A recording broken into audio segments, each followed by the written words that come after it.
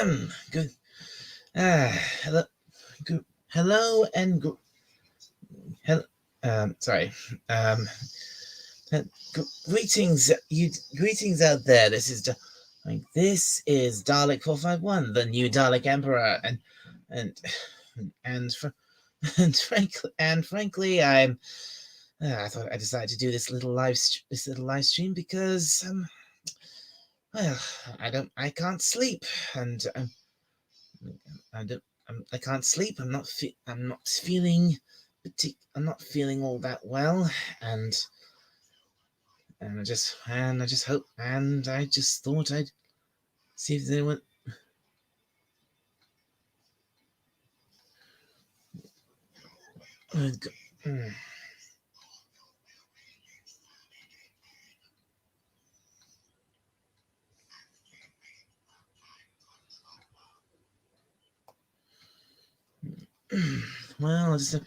Well, basically, I'm just here to see who. I gotta go live and see who turns up. Obviously, I haven't got much of a plan for this. If any, actually got no plan at all. Just probably should have gotten the word out before I actually decided to do this. Oh well. Oh.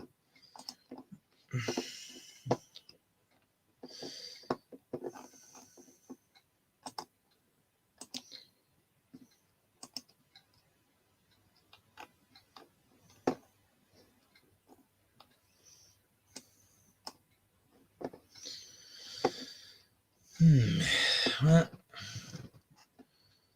yeah, no one's gonna show up. Oh, someone's showing up. Hello, who's there?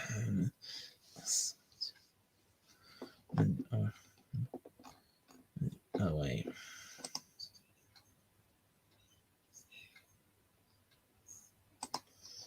Oh, Sherry, hello. Nice to see you. And I've got two. Well, that's one person showing up, and I've got another. Looks like someone else has as well.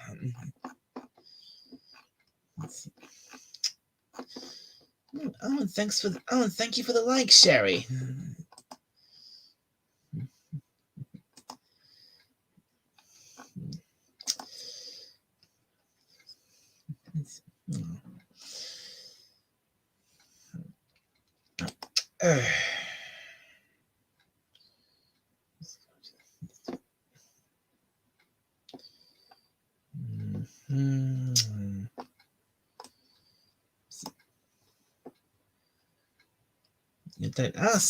And hello to Son of a Red Shirt. Right, I'll be having a great. Hope you're having a great night as well. And well, someone's. Sorry if this stream's a little short notice. I probably could have, could have set this up so you could have all tuned in a bit tuned in time for. If I'd skip. So, how's everyone doing? If anyone would like to come on the stream and chat, that I will happily put a link in the chat if anyone would like to come on. Because quite frankly, Darius, hail, my friend, good to see you. Wait, would you like to, if you would you like me to send you a link so you can come on and we can properly talk? Because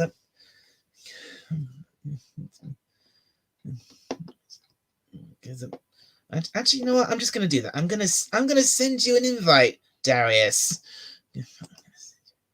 Wait, hang on a minute.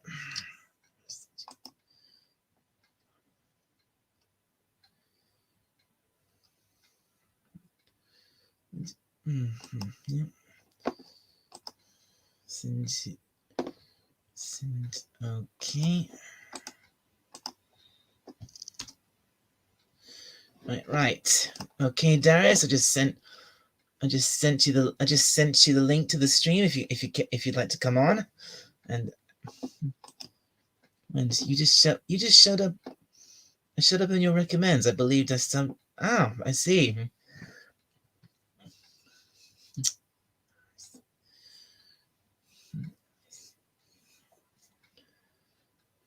Well,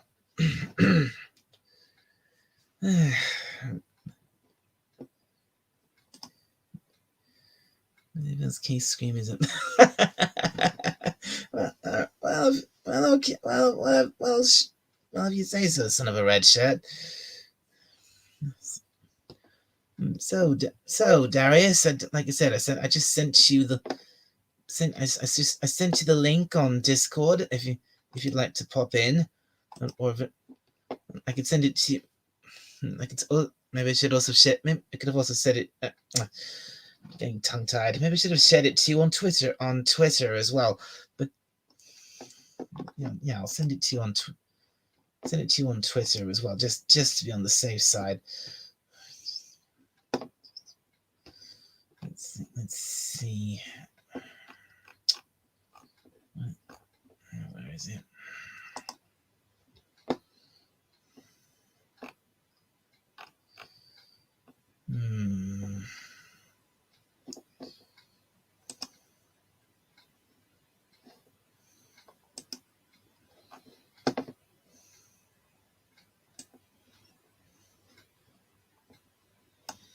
God damn it, where's the bloody thing? Where is it? Sorry about this, folks. I'm just like I said, this stream is completely out of nowhere, so I've got where is it?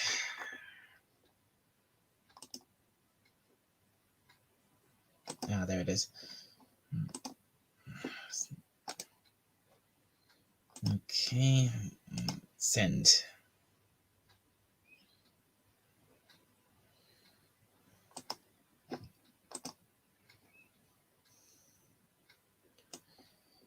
Okay, Darius, I've sent you the link again on Twitter.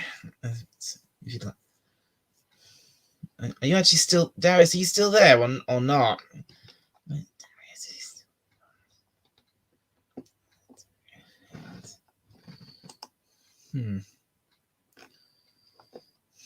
No, there's only one person watching. Who's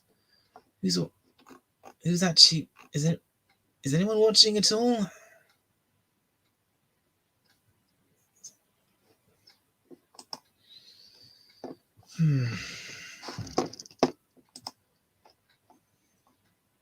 Oh, at least you're watching. Thank you, Sherry.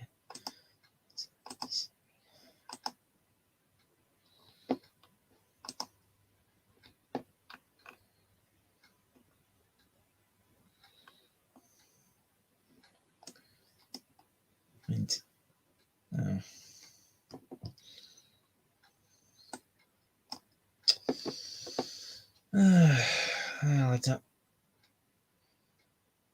Well, I don't know if Darius is coming on or not.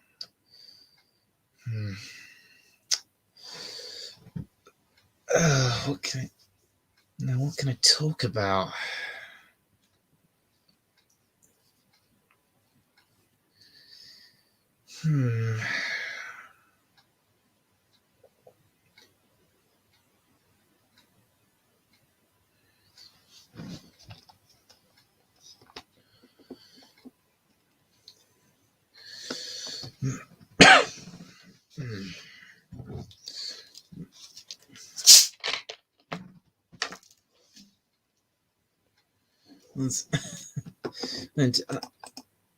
Am I excited to see Eternals? No, Sherry, I'm not. I couldn't care less.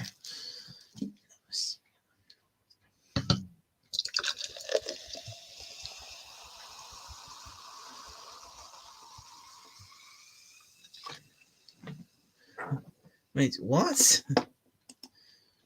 Oh, hello. Oh, hello, Myths. MTH666. You shot. No, I don't think I have.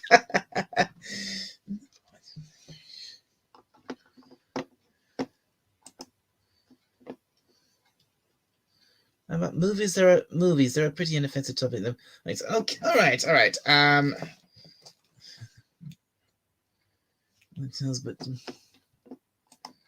I don't really know. Not much any hate on it tells, but to be honest, I don't really know anything about that franchise. Well, frankly, son of a red shirt, I would say don't bother trying to find out. Because, look, to be honest with you all, I just do not care about Marvel at all anymore, especially the movies. Because frankly now the movies they're rubbish now. There's no point seeing them. Darius, you are still here. Yeah, so I ask you again, Darius, would you like to come on the stream? I've sent you a link both on Discord and on Twitter. So if you'd like to come in, please do.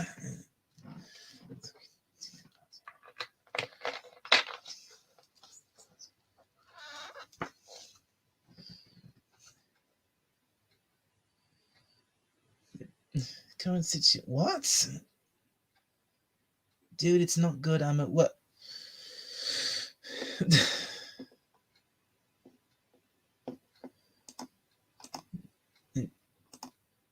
You can't help it. Your current situation. Can you leave? Oh, don't ask him to leave, Sherry.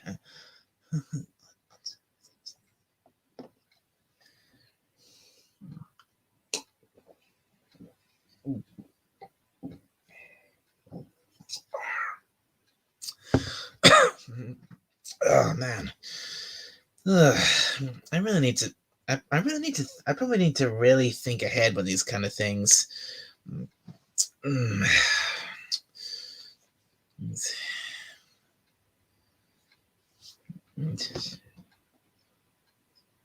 Drive this bus. That sucks. Let's drive this. Officer, drive this bus. No. Well, sorry, MTH666. You're the only one driving this is me. Driving this bus is me.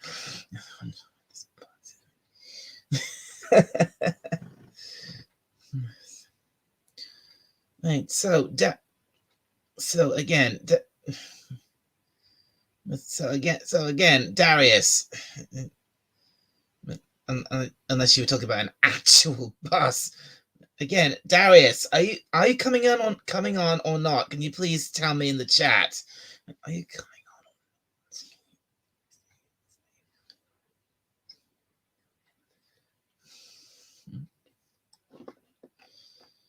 on? 3. Oh god, the stream has 3 likes. Thank you very much.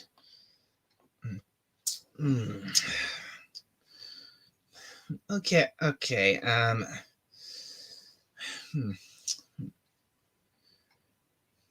What's okay? What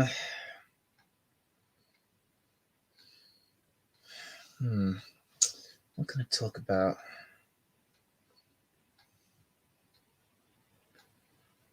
What's going? Okay, what is going on in my chat here? What are you guys on? What are you people on about?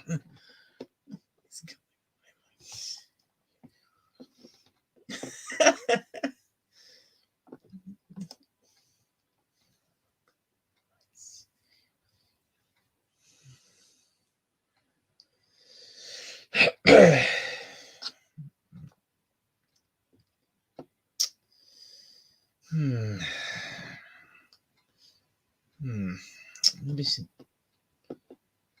I don't know what to talk. I really need to. God, I really need to try and plan this out better. What?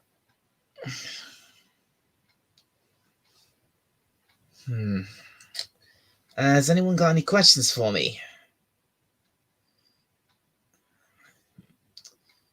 Or if I'm not gonna.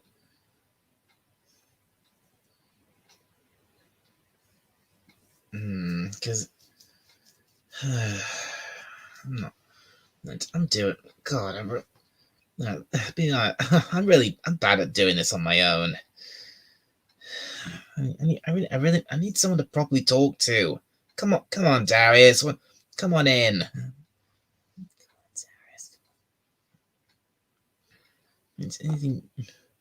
What? Oh, am I writing anything new? Actually, yes, Jerry, I am writing something new. My favorite. Oh, my favorite non-Doctor Who science fiction franchise.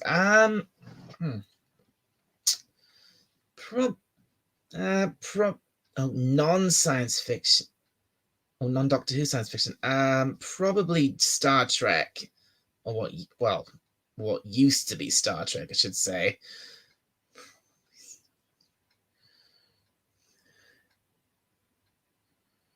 Visit Nando. What? I don't think I've ever been to Nando's. Myth 6 MTH 666.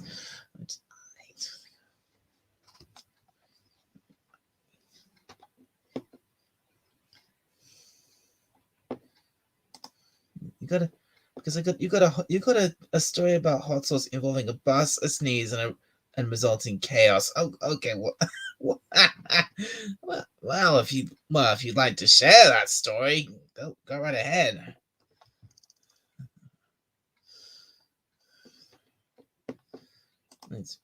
Apologies. Oh, okay, we can move on. Apologies for what?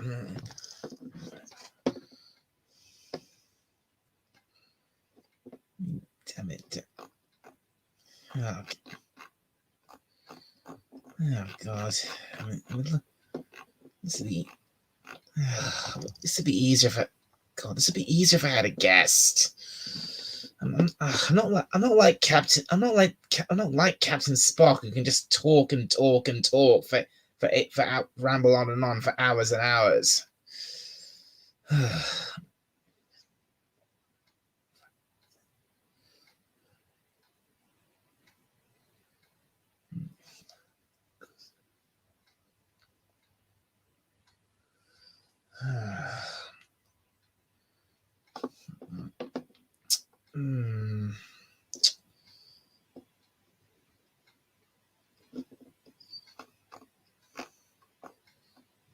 All right.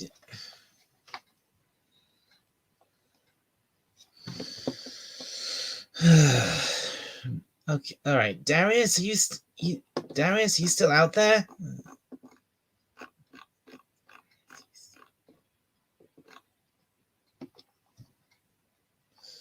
God, I really should have planned ahead for this.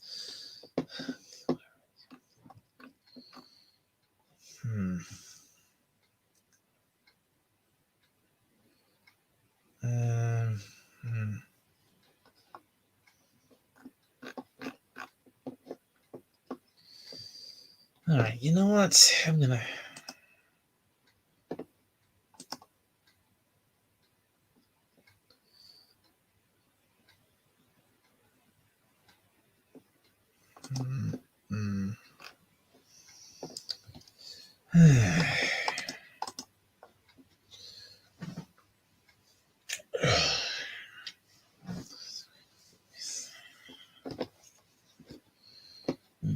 What? Sherry asked you if you were writing anything new, and your answer was yes. As a host, you're at liberty to expand upon your answer, unless you know. Well, actually, okay, yeah, all right, yes, Sherry, I am actually currently working on a new something. Actually, Sherry, I'm always working on my stories.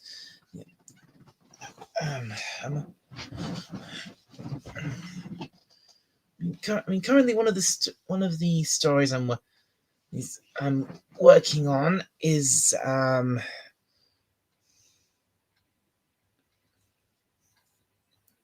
mystery novel. Okay, all right, that's it. I need to. Okay, that's it. I'm gonna put a. I need someone on it. I need someone else on here. I'm gonna put a link in the chat. Open the floor to every. I'm gonna open up the floor to everybody.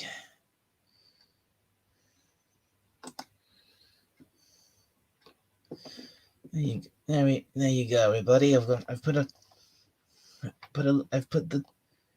link in the in the chat if anyone would like to if any of you would like to come on and talk with me. Because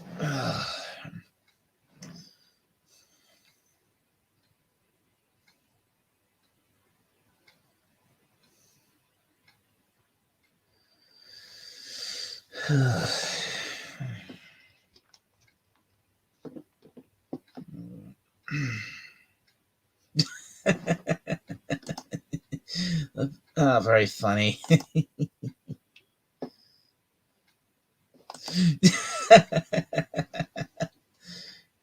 Yeah.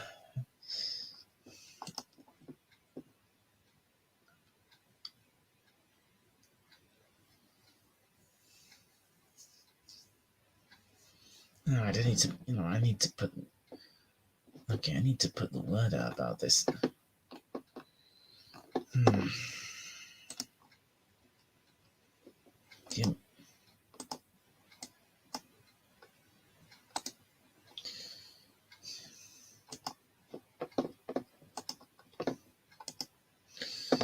Give me a minute here, everyone. I need to get the word out better. I need to post the link.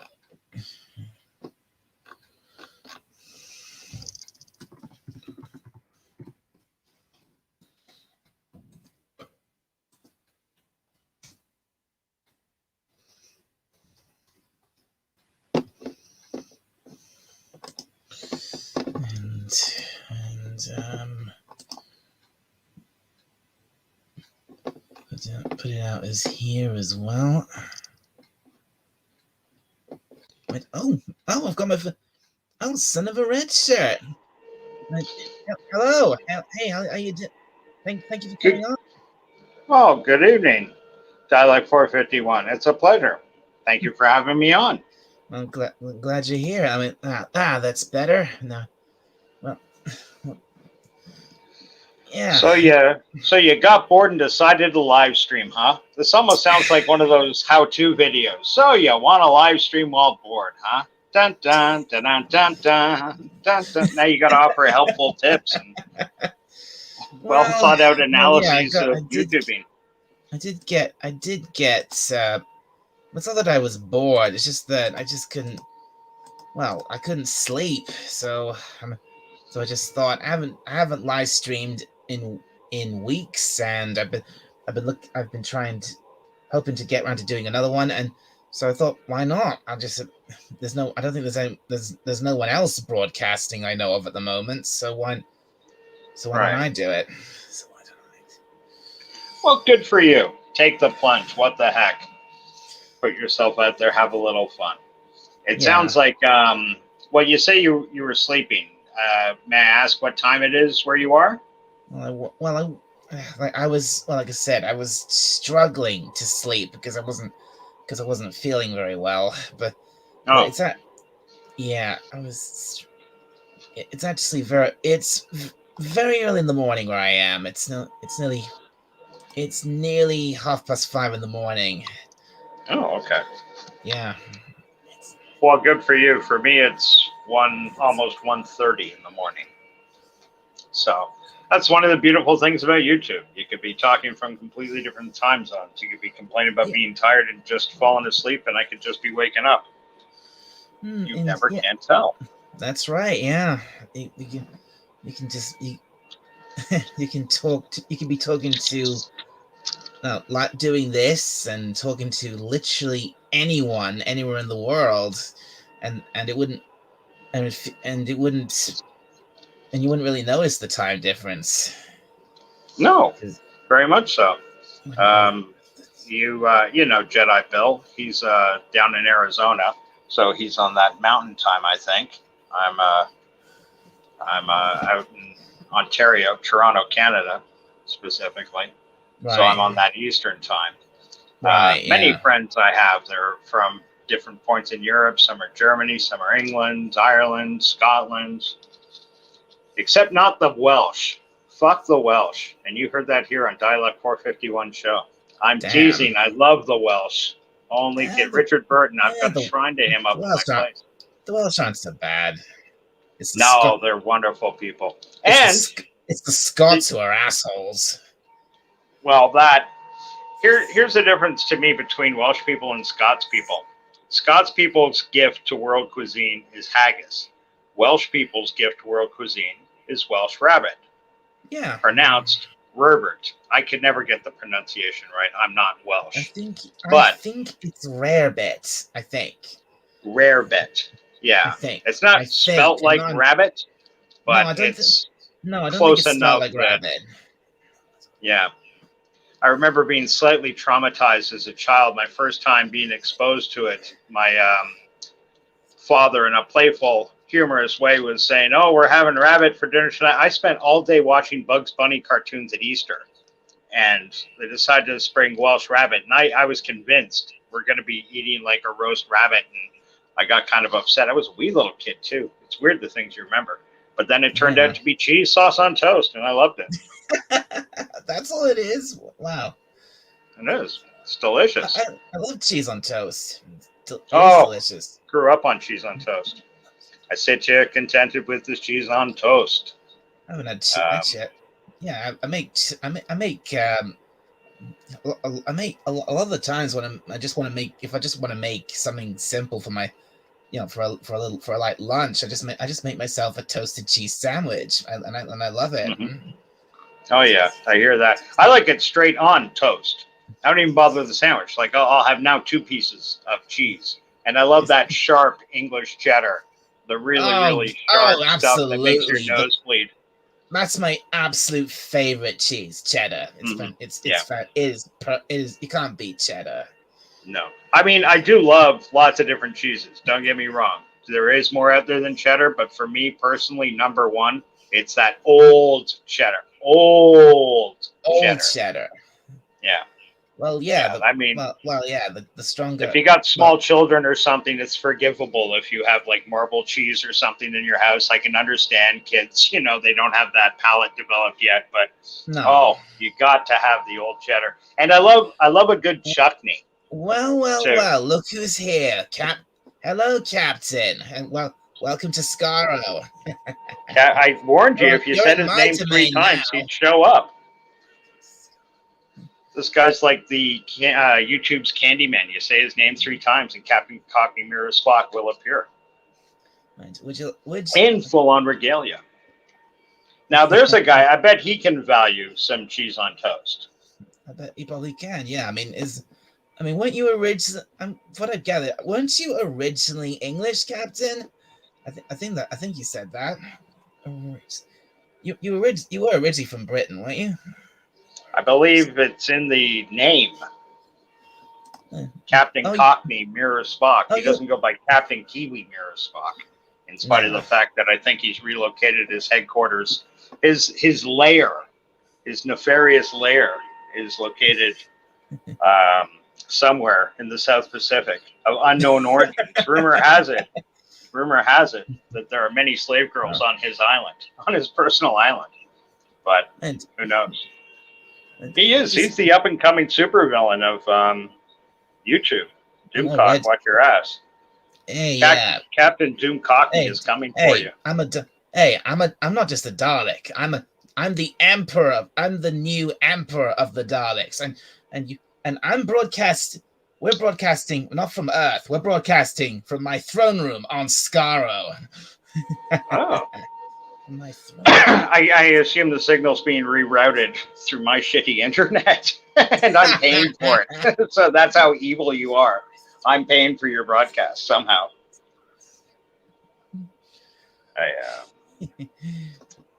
LDG of Geeks Enjoy. LDG of Geeks Enjoy a good time. That's why I love this guy's name. It's so ubiquitous. You can put LDG, anything after it, and it of applies. His Geeks and entire show Joy. could be LDG of Geeks Enjoy Video Games, or LDG of Geeks Enjoy Massage Parlors, or LDG of What? Geeks Enjoy Thai food. Hang on a minute, everyone. Well, Captain Courtney Spock, welcome. Hello Oh, there. Yeah, Greetings, gents. Madre de Dios, the legends are true. I'm afraid so. I heard my name mentioned. My ears were burning. yeah. Well, How does it feel to be in my territory for once? Yeah, yours exactly, Willow. None of that Blade Runner discussion here. Thank you very much. And no boring James Bond either. A good, clean fun here. no, but we are expecting Robert Meyer Burnett to chime in with what he thinks of Repert Are being a you kidding? Deppard. I was just talking about. I just did backstage. Pickles, you're my witness. Off air in the green room, a watching of my video, responding to Robert Meyer Burnett talking about me on one of his videos. So that's amazing. We were just talking about Robert Meyer Burnett at some length because Cardinal Sin, who's just been contacting me, also at some length has been going, let it go. And I'm like, well, Burnett's the one that trashed me, and he's completely misread Reservoir Dogs, and I've decided to make it my mission this month. I'm not going to let it go, and I'm going to be talking about this particular scene in Reservoir Dogs until I have satisfaction, sir. That's right, Mr. Burnett. Show yourself. Reservoir Dogs. Okay, you're catching me cold here, but you know I'm a movie guy. What's your beef with Reservoir Dogs? Or is it a beef? Or is it an observation he has erroneously come to? I've made a video. Well, yeah, as with all things, do you want the 1 hour version or the 10-second version? I mean, it's not my channel, Dalek. 10-second Well, version. give us the best of bullet points. Yeah. Right. Okay. Go ahead. Please okay. go ahead, Captain. I love dream sequences. Love me a dream sequence. Oh, the whole movie was all a dream. That's fine. Some people don't like it. I understand why. I love dream sequences. I love flashbacks, non-sequential storytelling. Love it. Oh, chop it all up. Brilliant. Love it. Love it. Positive. Love it. Love it. Cannot stand the movie or director that confuses or conflates a flashback with a dream sequence and makes the flashback and only the flashback unreliable, a point of view, a vague memory. No, you're telling a story out of order. It's a flashback. It's just show me what fucking happened. I don't want the subjective memory of what happened unless you're doing that for the whole movie. And that's my starting premise, because then people go, oh, but people do that in at least 3 other movies. I'll give you 10 movies that do that, and they're all fucking bullshit. Don't be filming those shit that never happened. And Yeah, then okay. Burnett said, what about Reservoir Dogs? Tarantino does it. I'm like, no, he doesn't. So we've got it in a circle. I'm like, Tarantino, Reservoir Dogs is good because there's a flashback of something that happened. And basically, it's specifically Tim Roth plays a police officer. A police officer, spoiler alert, he's a police officer. He's pretending to be a bank robber, but he's not. Spoiler alert, twist halfway through the movie. He's a police officer. How did he get in with the other bank robbers? All the bank robbers. He told them a story about the time he was smuggling some marijuana, and there was a fucking great big police Alsatian with 4 cops in the toilet. He acted out the story to give it verisimilitude. We see him acting out Officer Roth pretending to be a marijuana smuggler so he can pretend to be a bank robber with a story that happened to somebody else. He acts it out so he can remember the details, like what about the taps, and what about how do you dry your hands? Was it paper towels, or was it an air dryer, or Robert Burnett's mouth? And he acts it out. So then there's a flashback of Officer Roth acting out the story. Burnett says it's a dream sequence, it's an imagination. I'm like, no, it's a flashback. We've been arguing about it for 2 years. A lot of people say it doesn't matter, let it go. Well, Burnett didn't say let it go. Burnett said Cockney's wrong, and Cockney's saying Burnett's wrong. So this shit's been going on for 2 years and it needs to be over. So everyone needs to go and watch Reservoir Dogs and tell someone that someone's wrong. Yeah, well, it's known all along that he's a cop. So that dream couldn't be reality. That's not whatever. It's most of the people are right though. He's wrong on this. Let it go. Don't let this consume your time. Fuck him if that's his point of view. That's the thing. I couldn't disagree more because I run a YouTube channel and everyone on YouTube's like, what should we talk about? Some people actually start a live stream and go, well, what should we talk about? Well, I've got a topic that I'm absolutely burning about. I think it's the central premise, the central promise of all cinema, suspension of disbelief. When I'm watching a movie, I'm suspending my disbelief. I realize it's actors and a camera, but therefore don't play with me and tell me, oh, the whole thing didn't happen either. That's bullshit. And so I've got a YouTube channel. What else am I going to talk about? Another fucking 3-hour special on whether Kathleen Kennedy's retired. Are you kidding me? The reason I've got a YouTube channel like Dalek 451 is because I'm bored shitless of all the other YouTube channels. Now, if people want to be bored shitless of me talking about Reservoir Dogs, that's up to them. But if I hear another 3-hour special on Kathleen fucking Kennedy, whether she's on leave or what do you think about the internals, same old fucking shit. At least I'm talking, it might be a 20-year-old movie, a 40-year-old movie, but at least I've got a different perception about it. And it speaks to the central premise. The central promise, subscribe now, of all cinema, suspension of disbelief. Let's put some thought into what it means. But go, oh, Cockney, it's a movie. It's just a movie. It doesn't matter. It's fiction. Yeah, it does matter. That's why we're on YouTube talking about it. Otherwise, let's go down the pub and watch the football. Yeah, you make some pretty solid points there. I think what I was getting to, and I wasn't very articulate in my statement, is that as far as letting it affect your sanity, your health, your equilibrium, I wouldn't let Robert Meyer Burnett or any other crank on YouTube tell me, what the fuck does he know? Who makes him an authority on film? Yeah, I'm older than he is, and I've watched more films than he is. That doesn't make me smarter than he is about it. I know a shit ton about movies. I'm sure he does too, because he gets something wrong. Fuck it. He's got 30 times as many subscribers, and therefore I'm like, hang on a minute, I deserve your subscribers because I understand Reservoir Dogs and you don't.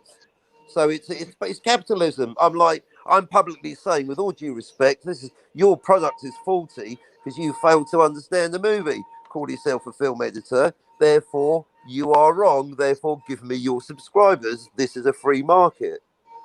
Okay, but why don't you go out there and win those people over with your concise, well-rationed, explained video of why that premise is wrong?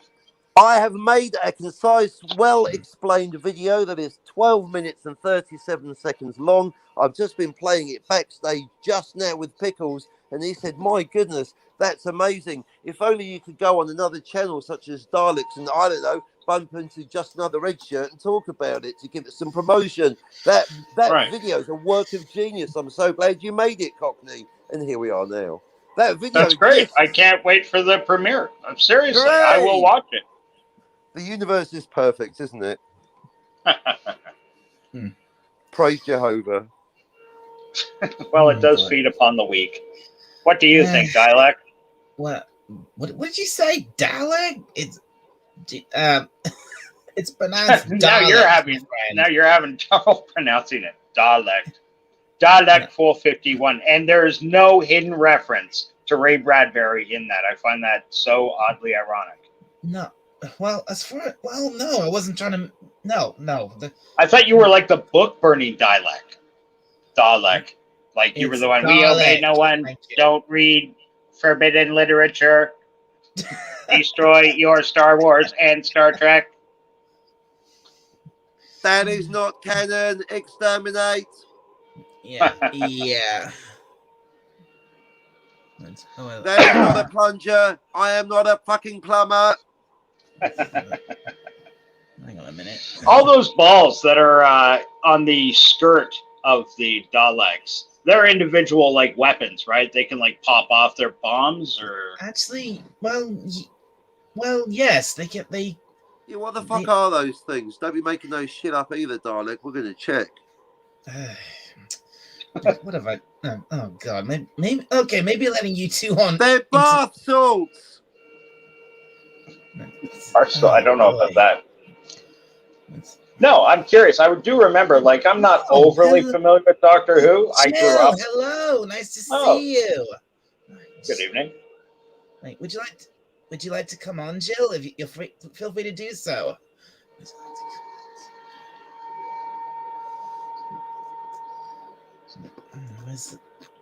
Yeah, the link's still.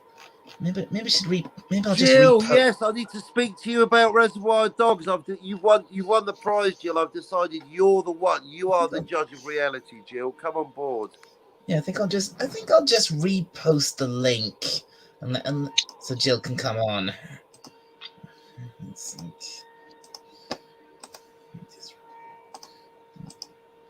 I've actually decided I need Jill and Darius to be the judges of reality on this very important topic. Darius was here a little while ago. Yeah, so there you are, Jill. If you feel free, there you are, Jill. If you want to come in, please feel free.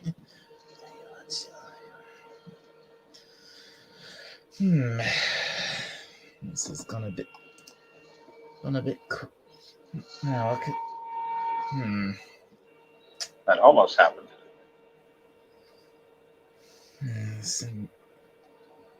What's this about?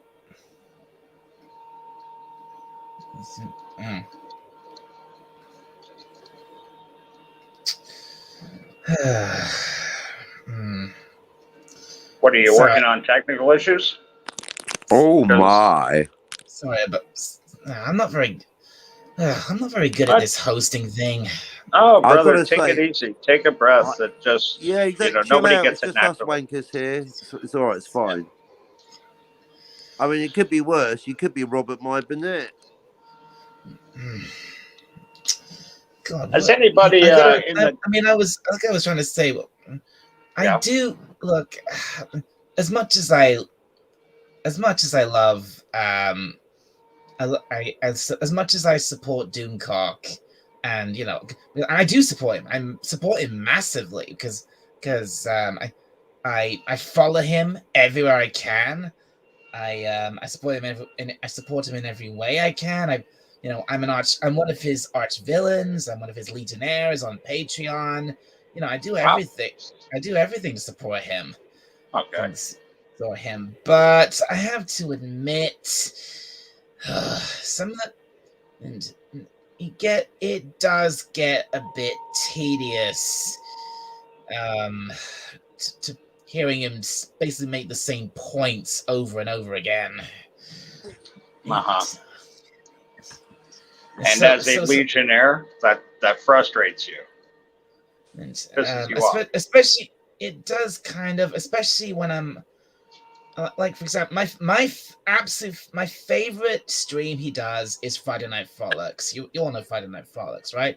Friday Night Frolics, a classic. I love Friday Night Frolics, but it really, really frustrates me when he just suddenly, when out of nowhere, the Frolics just stop, and he goes into, and he brings on all these guests, and he starts talking about, he go into a bit, and they all go into a big bitch fit about Disney and Kathleen Kennedy, and I was like, or whatever shit's going on in pop culture. And I was like, what the fuck is this? This is Friday Night Frolics. Save it for pop culture breakdown. Right. Yeah. You don't think at the risk of a bad Ghostbusters joke, the stream should cross, so to speak. Friday Night Frolics is its own beautiful thing. Friday Night Frolics is supposed to be just that.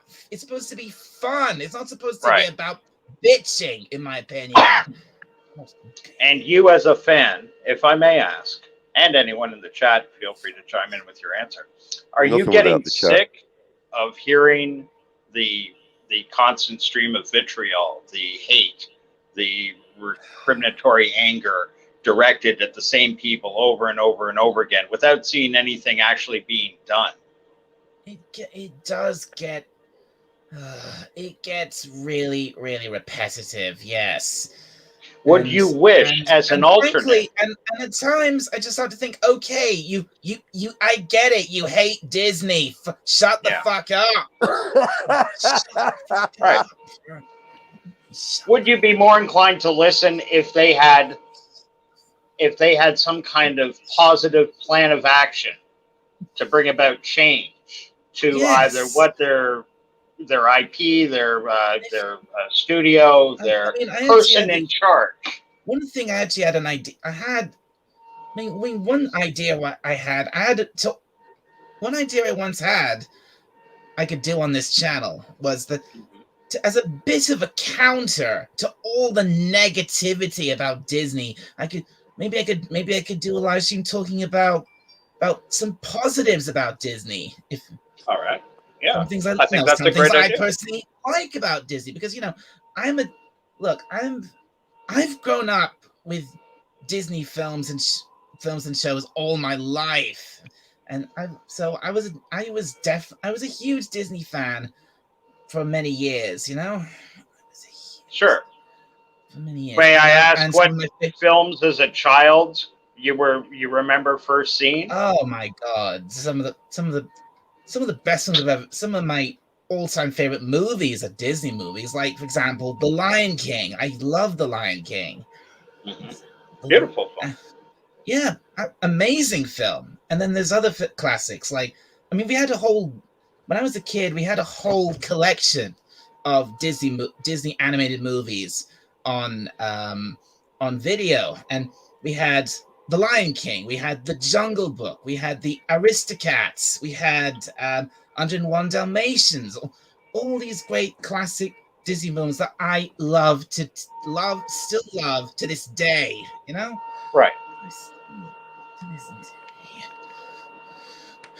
And also in the early 2000s, there's a lot of Disney animated cartoons I enjoyed as a kid, like when there was a show, like for example in the early 2010s there was a show called Phineas and Ferb, which you probably haven't heard of that, but I thought that was I a have great heard show. of it.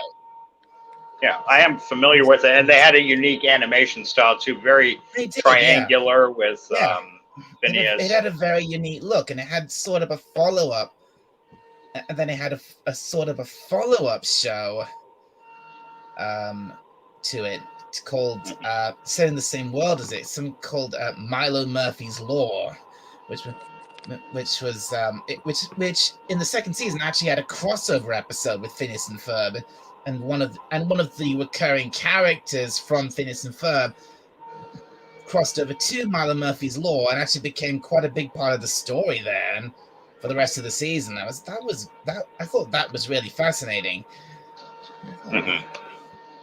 And they're not producing content like this anymore. Is this a big part of your gripe, or is it just listening to the hate about Disney? Like, for example, I love what you were saying before.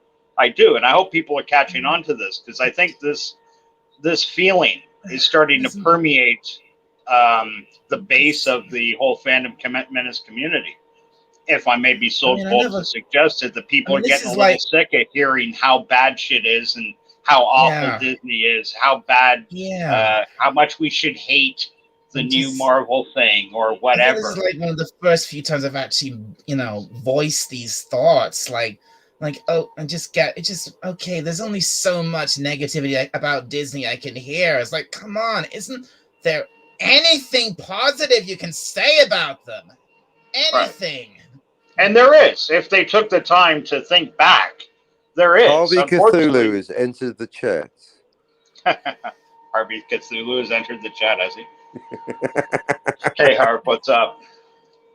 I've said on numerous occasions, a guy like Doomcock would be an amazing voice for positive change. Instead of, making a video this week about when Kathleen Kennedy's going to get the boot, how about one that says, this is how Star Wars should get back on track?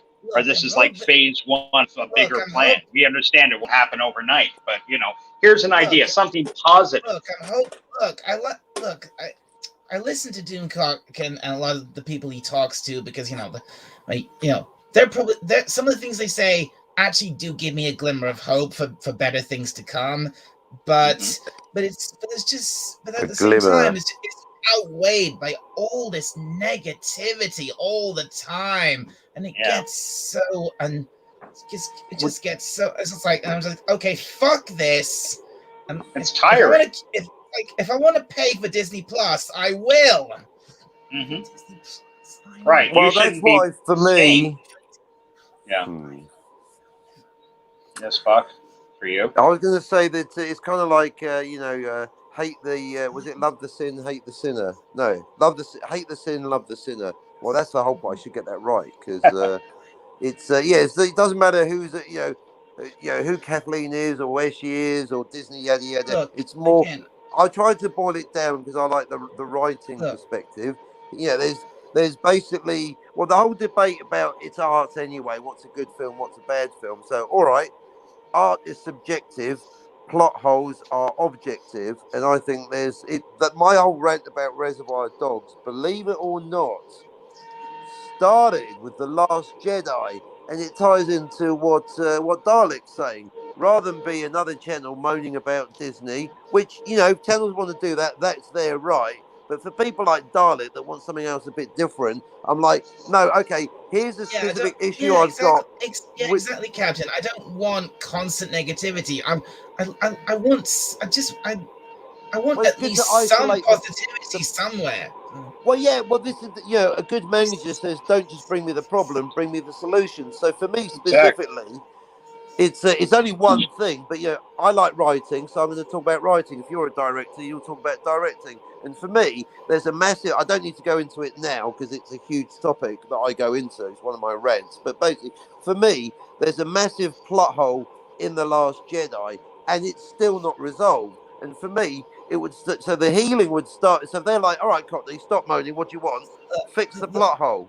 Which is, I can get into specifics later, but the point is, I've got a specific issue with The Last Jedi. I don't have to just go on about, Disney's crap. There is, fix the plot hole. I'll be a bit happier. Yeah, it's just like we get it. The sequel trilogy is a travesty. We get it. But it's done now, isn't it? If you don't like them, just fucking ignore them. That's funny. Maybe age gives you that kind of grace because honestly, boys, I have not seen the last Star Wars film. I've seen every Star Wars movie in the theater. I was 8 when Star Wars first came out. It hit me like a ton of fucking bricks. Nothing else in my childhood. And I am a Star Trek guy through and through, and I worship that show. But I was maybe in my late 30s before I could hear the 20th Century Fox logo, that bump, bump, bump, bump, and I'd get goosebumps up and down my arms. Why? Because I associated that so closely with the beginning of Star Wars. That's how much it spoke to me. But these last 3 movies, Doomcock came out with that whole say 9 to 9. And God bless him, I'd be leading his army if he stuck to it. He didn't. I did. I refused to see that movie based on how bad the previous one was. What Rian Johnson did to Luke Skywalker. Just shit all over the series. But I think you can sum it all up in just one simple sentence, and that is the Star Wars' biggest failure was its waste. Its wasted potential. Who here wanted to see Han, Luke, Chewie, Lando, Leia, C-3PO, R2-D2 all together on one last adventure? Right. I think even the most jaded people would agree that yes, we should have seen those guys at least leave, or shepherd these new characters in. Teach them something. I didn't hate Daisy Ridley. I think she's an attractive young woman. Not the greatest actress in the world. I love Mark Hamill, but he wasn't Laurence Olivier. There was a reason they put guys like Alec Guinness and not Peter Ustinov, Peter Cushing in that was to give it a little gravitas, a little fucking weight, Because if you're too young to know, Alec Guinness was considered the top flight of British actors for decades. This guy's got dozens and dozens of films he headlined, from comedies to serious political thrillers. He's worked with the greatest of directors. Peter Ustinov, I keep saying Peter Ustinov. I love Peter Cushing, Ustinov. One of the Peters. Peter Cushing. Yeah, one of the Peters. The Peter that did all the Hammer horror films. Another legend. Ustinov could have been good as Jabba the Hutt, but anyway. He could have. Hey, Ustinov, you know what? I'd have been fine if they cast Ustinov as Jabba the Hutt and had him as a human type person, because he was just magic in everything he did. He was great. I love Peter Ustinov, especially older Peter Ustinov films. The films with Julian, what's his name? That director, the French guy that got fucked Julian over by. Julian Clary. Julian. Who married that French broad that looks perpetually 40 her entire career, but she's still like you want to bang her. She's Simone Signornier. Julian Assand, the director guy that did Top Khaki. You ever see Top Khaki? That's Peter Ustinov. Again, Jill, would you like to come on? I never saw Rise either. Good for you. Good for you. Stick to it. Why? If you're a Star Wars fan, why would you do that to yourself? Why would you deliberately go and let that filth invade your brain? I made that mistake once with the Rian Johnson one. I believed in J.J. Abrams. I always believed J.J. Abrams would start a story. And what did he do? He ripped off Star Wars. I mean, if you're going to pick a good movie to rip off, I understand. You may as well rip off Star Wars. But fuck me, I'd rather if he ripped off Casablanca or something. At least have the balls to be in a different direction. Out of all the 3 sequel movies, there was some bits of greatness in there. Only, though, in shit like technical achievement. That's about it. I mean, the music, who's going to say anything bad about John Williams? Nobody. I think we all agree he's untouchable. Like, it's not his fault in any way, shape, or form. Fair point. Yep. Shout out Williams. And the effects. The bomber things were silly as fuck, but they look beautiful. They look beautiful flying over that ship in the first movie. Do you know what effect I'm talking about? It's absolutely stupid. Stupid as fuck, but it looked gorgeous. It was hot garbage. It was absolute hot garbage. Oh, Dalek, if we get into specifics, I'm going to get into my issue with The Last Jedi. I'm going to go into one. Hold me back, Dalek. Just hold me back. Well, I'm not trying to open old wounds. I'm really not. And I'm not even 100% sure how we... I might mute you if I have to. That's fair enough. I shall not go into my single number one problem with The Last Jedi. But just know I have one single huge problem with The Last Jedi. But let's just leave that for now. Well, to be fair, I've not actually seen The Last Jedi, and what? No, good man. Are you aware of this?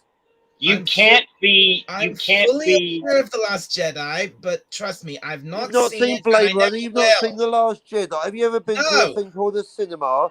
Do you know what a picture house is? Not for over 2 years. No. Yeah. Same with many of us. Yeah, well, yeah, lockdown sucks. But we're survived and we're coming through it. And Dialect 451, I got to tell you, buddy, I'm a little disappointed in a guy who has such a handsome looking, I love green, my favorite color, handsome looking avatar that you ignore some of the great classics of science fiction. I implore you, buddy, instead of watching some of the trash that's coming down the pipe now. Like what? Oh, Dalek, what have you done? The classics of science fiction? Have you ever seen the Andromeda Strain? No. The original Andromeda Strain. No. From the Michael Crichton book. He created it. Maybe. It's one of the older school thinking man science. Maybe you have. You probably have over the years. It's probably been on TV or something. Maybe one of my Dalek minions created it in one of our laboratories here on Skaro. Here on Skaro. Let's talk about Doctor Who then. I'm gonna just throw this out here. John Pertwee was the most Captain Kirk of all the Doctor Who. Oh my God, John Pertwee. I agree. The legendary John Pertwee. He agrees. Absolutely legendary. Yeah. And yeah. The only Doctor Who to have his own car, the Who-mobile. Yeah. The only Doctor Who to have absolutely. That's what? Wait, are you talking about the Who-mobile? that's really ridiculous thing he had later on? Are you talking about Bessie? Bessie, no, not the jalopy, the Who-mobile, the thing that looked like a little mini flying saucer You Oh, know, that the he Aston put come on! around Martin. it. Don't Oh, ignore shame good for old Bessie. Oh, I'm not. I'm just saying the Who. Well, he was actually the only Doctor Who to have his own car. He was the only Doctor Who to have his own 2 cars. He had a couple of cars in the series, did he not? Actually, John Pertwee was essentially the most James Bond of all the Doctors, in my opinion. Oh, hands down, hands down. Hands down. Did you know John Pertwee was the only Doctor Who to have a really bitching, done one night drunk in a bar, snake tattoo on his forearm? And you can see it in a couple of episodes. I didn't know that. No. Yeah. Long before Christopher Eccleston was the tatted up Doctor Who. Actually, I don't know. I assume Christopher Eccleston had has tats? tattoos. I don't know. To be honest with you. I didn't. Again, I But didn't the know that. Pertwee one, I'm sure about.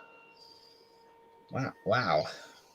Maybe I should go. Maybe I should rewatch some of his stuff and keep a close eye out for I that. think it better. Damn. Yeah, he was a pretty badass mofo. Don't get me wrong, was got a actually- lot of love for Tom Baker too, of course. Oh, Just 'cause- absolutely, Tom Baker. You can't. He's my favorite classic Doctor, hands down. Mhm. Yeah, I get that. I do. I absolutely know John Pertwee would clean house with him in a fight, but God bless him, Tom Baker was such a prototypical Doctor Who. Like to this day, when people think of Doctor Who, his image pops up. The floppy hat, the scarf. Exactly. You think of Doctor Who, you think of Tom Baker with the scarf, the coat, the hat, and the big hair. He's not just a Doctor. He's the Doctor, the quintessential Doctor. Right. Yeah. Pretty much. I mean, I liked Pertwee's outfit more. Those crushed velvet smoking jackets he'd rock, the pirate shirts. You know, the attitude. The fucking attitude the man had. Have you seen the Three Doctors? Do you remember when the line that when they brought William Hartnell on briefly, when he saw Patrick Troughton and John Pertwee, he says, "So you're my replacements, a dandy and a clown." Great line. William Hartnell was great. He was great. Looking at Patrick Stewart in that Picard show, oh God, I could honestly see Doctor Who reaching out to him and saying, "Hey, do you want to, we want to tell more William Hartnell stories. How would you like to reprise that role?" I think he's at that age now. No, he's savvy enough. No. Well, I get what you're saying. I do. Patrick Stewart, and you know what? I'm fine to. What? Patrick Stewart is a bastard. I don't know him personally. I'm just talking about a physical appearance. I think he looks similar enough to William Hartnell to pass. The same way. The problem with Picard is it's not Picard. It's I don't know how to put this, Dalek, but Picard is a replicant. He's Robot Picardo. Medical codger is not Jean-Luc Picard. There you go. The Dalek is correct, red shirt. Yeah, dude, I'm not trying to get into an argument about Picard. I'm not saying you're talking both. about the actor. I love you both. Just talking about the actor, Patrick Stewart. I agree that the television show Picard was a fucking nightmare from start to finish. Again, you can look at some things and go wasted opportunity. Such wasted opportunity in that show. I was so psyched thinking we're going to get Jean-Luc Picard back. I was so happy. I thought, oh, okay, this is a solid win. And he's a producer too. That shows you that sometimes the people closest to the project are too close to the project. I think that was the problem. He thought, I know this character for 30 plus years. If anybody can play this guy in his sleep, it's me. And that's kind of what he's doing. It's tragic. I'm so much more disappointed in Picard than I am in any other Star Trek property. Easily. Discovery was a kick to the nuts, but not compared to Picard. Disco Picard, very. Oh my god. My goodness.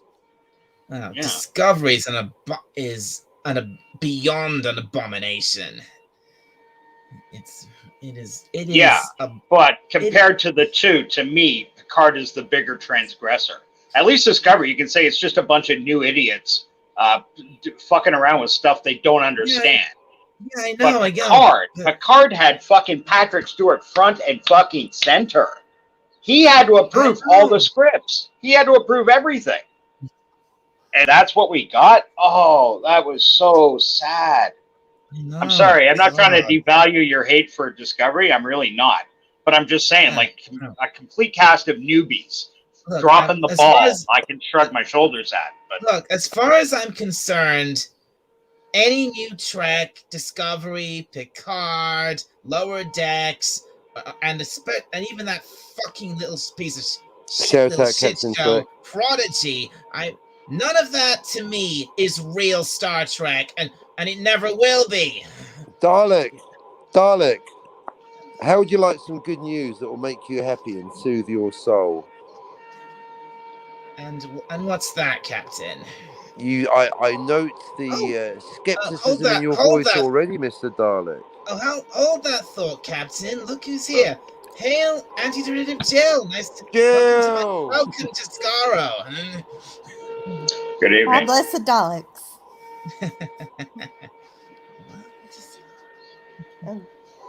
I agree completely. Nothing past 2009 is real Star Trek. It isn't. You mean 2005? That's the good news. Right. It isn't in their according to their own canon. So it's none of it's Star Trek according to them. It's a different timeline. You can relax. Yeah, haven't they actually? Yeah, they've said it themselves. That's the difference between and Red Shirt and Jill. I respectfully defer by your names to your Star Trek. You know, Red Shirt. You're literally called Red Shirt. I understand that's an Indiana Jones reference. I mean Star Trek, right? Within their own canon, the Pike Kirk is a different Kirk with a different father in a different timeline. The in canon is called the Kelvin Kirk timeline. Was born in. He was not born in space. No. Yeah. It's he was born in Iowa. Kirk. He only works in outer space. They might as well call him Burke. It's Captain Burke. Yeah, whole. Yeah, I saw that.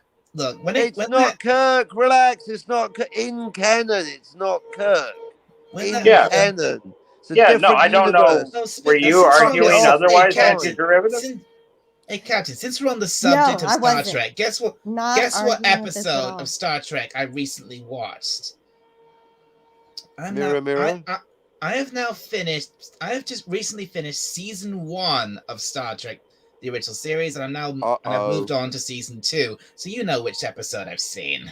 Yeah, I fucking know what you're going to say. I'm not Are you watching it in order?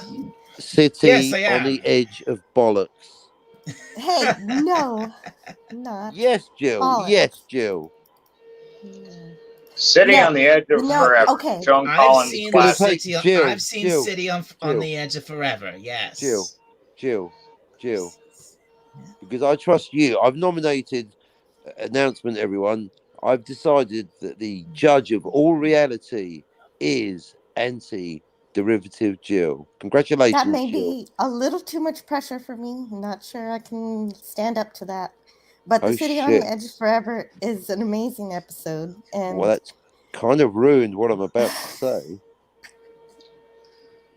Well, I was going to say that Dialect 450 and I went in on a present, but there was a problem and we couldn't get it here in time. But now that you're the Grandmaster of all reality, you understand. You'll let us go on that, won't you? You seem so nice. Well, especially for Star Trek, basically, we're not going to do it here. It's going to take me 3 hours. But I respect, Jill, that you've got a sound mind about, and you know about real science and about Star Trek. But yeah, it's basically it's what I'm famous for. One of the things my big fucking talk about time travel. But it really goes back to so basically not now, Jill. We're on Dalek's channel, but at some point I'd like to invite you to be the judge of my thesis that City on the Edge of Forever, one of the classic episodes, is a load of bollocks.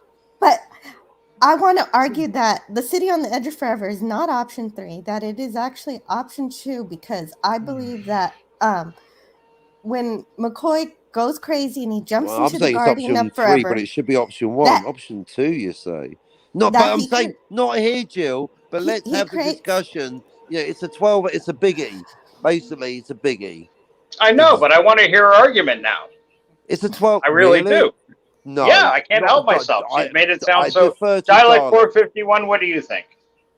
What do I think of the episode? Yeah. I can do Well- look. I'll do it as briefly as possible, but I tell you in advance. It's a 12-hour live stream. Well, you know, minimum. you're right. We don't want to get into Captain Cockney's. We don't want to get into Mauler territory. Welcome to my life. Damned if I do, damned if I don't. I got to admit. 3-minute summary. I've got to admit, when I finished the episode, one of the thoughts I had was, this is the classic episode that everyone goes on about. This wasn't that. I mean, it was a really great. It was a good premise, but it wasn't. You heard the Dalek. He's correct. It wasn't the. Yeah. Wasn't your favorite episode? I don't think it. It was time travel doesn't make any fucking sense. I know, right? No, I like you might have to come on my channel. I liked the idea of the Guardian of Forever. I thought that was a really great. That was a brilliant idea. Me too. Agreed. We're all agreed. Even Jill agrees. And she's anti-derivative. Are you aware of the writing history behind it, where the story came from? Dialect 451, seeing as that was your first time? Yeah. This is I've heard of this episode. I've heard of the Guardian of Forever, but this is the first time I'd ever actually watched the episode. Right. Because look, I've been a Star Trek fan for years and for years, but my thing was the Next Generation and Voyager, and only recently I finished recently I actually sat down and watched Deep Space Nine, and now I'm finally got around to. I'd only seen like a handful of the original series, but now I've finally decided I watched all the others. I might as well watch the original as well. So I've only just finished season 1.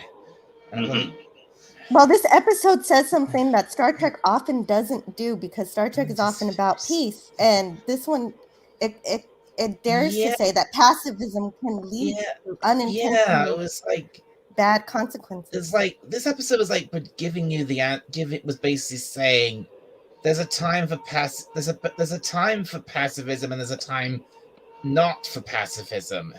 Right. It's like push the button. Going to war. Well, the crux of it was that it held off the America's participation in the Second World War, leading to disastrous results. It held off America's entry into the Second World War, and that led to Germany, I should say.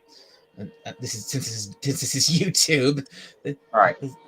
And ultimately, no Enterprise, no Starfleet, no Federation at all. Yeah, right. Yeah, but the slight crook, the slight hook to it, to me at least, was that her living. Say it was possible, but she wasn't supposed to live. Like McCoy showing up saved her life. That's how it originally happened. Then Kirk goes crazy. made the conscious effort not to save her life. So because of a change in the timeline. Yeah, in order to set history back on its the problem. Of course, he had to willingly let her die. Yeah, but he also not just had to let her die. He had to let her die the way she was supposed to die. Be run over by a truck, the which way was she the was way supposed to McCoy die. saved her. Yeah, So he prevented McCoy's action that just allowed history to take place the way it unfold the way it was supposed to. She Yeah. was and always that's my supposed to point. die. That's she my was Yeah. always point. supposed to die. Yeah, and he stopped her dying. And that's where Yeah. they totally fucked the story. Well, so you maintain that she should have lived. Well, Because in today's writing climate, would you all agree that if it was written today, she wouldn't have died? They would have beamed her off the no, the ship laws or of time sent her travel to don't Tahiti or change according to fashion. That's not true at all. If it would have been written today, they'd have just plain straight up. Oh, No, well, she never should have mind. lived. See what I mean, Jill? They just go off their own tangents. Never mind. And this is you can go. We'll revisit this on your channel. Again, this is my channel. And This is my exactly, channel. but that's why I started saying. But you know, this is exactly what happened on the Pixel channel. When it's about Reservoir. It's like what I found is human nature is you will say something, someone go, that reminds me of this. And 9 months of doing this has made me laser aware of the concept of topics, and so I'm just getting used to saying this is a fascinating digression, but it's nothing to do with the thing I brought up.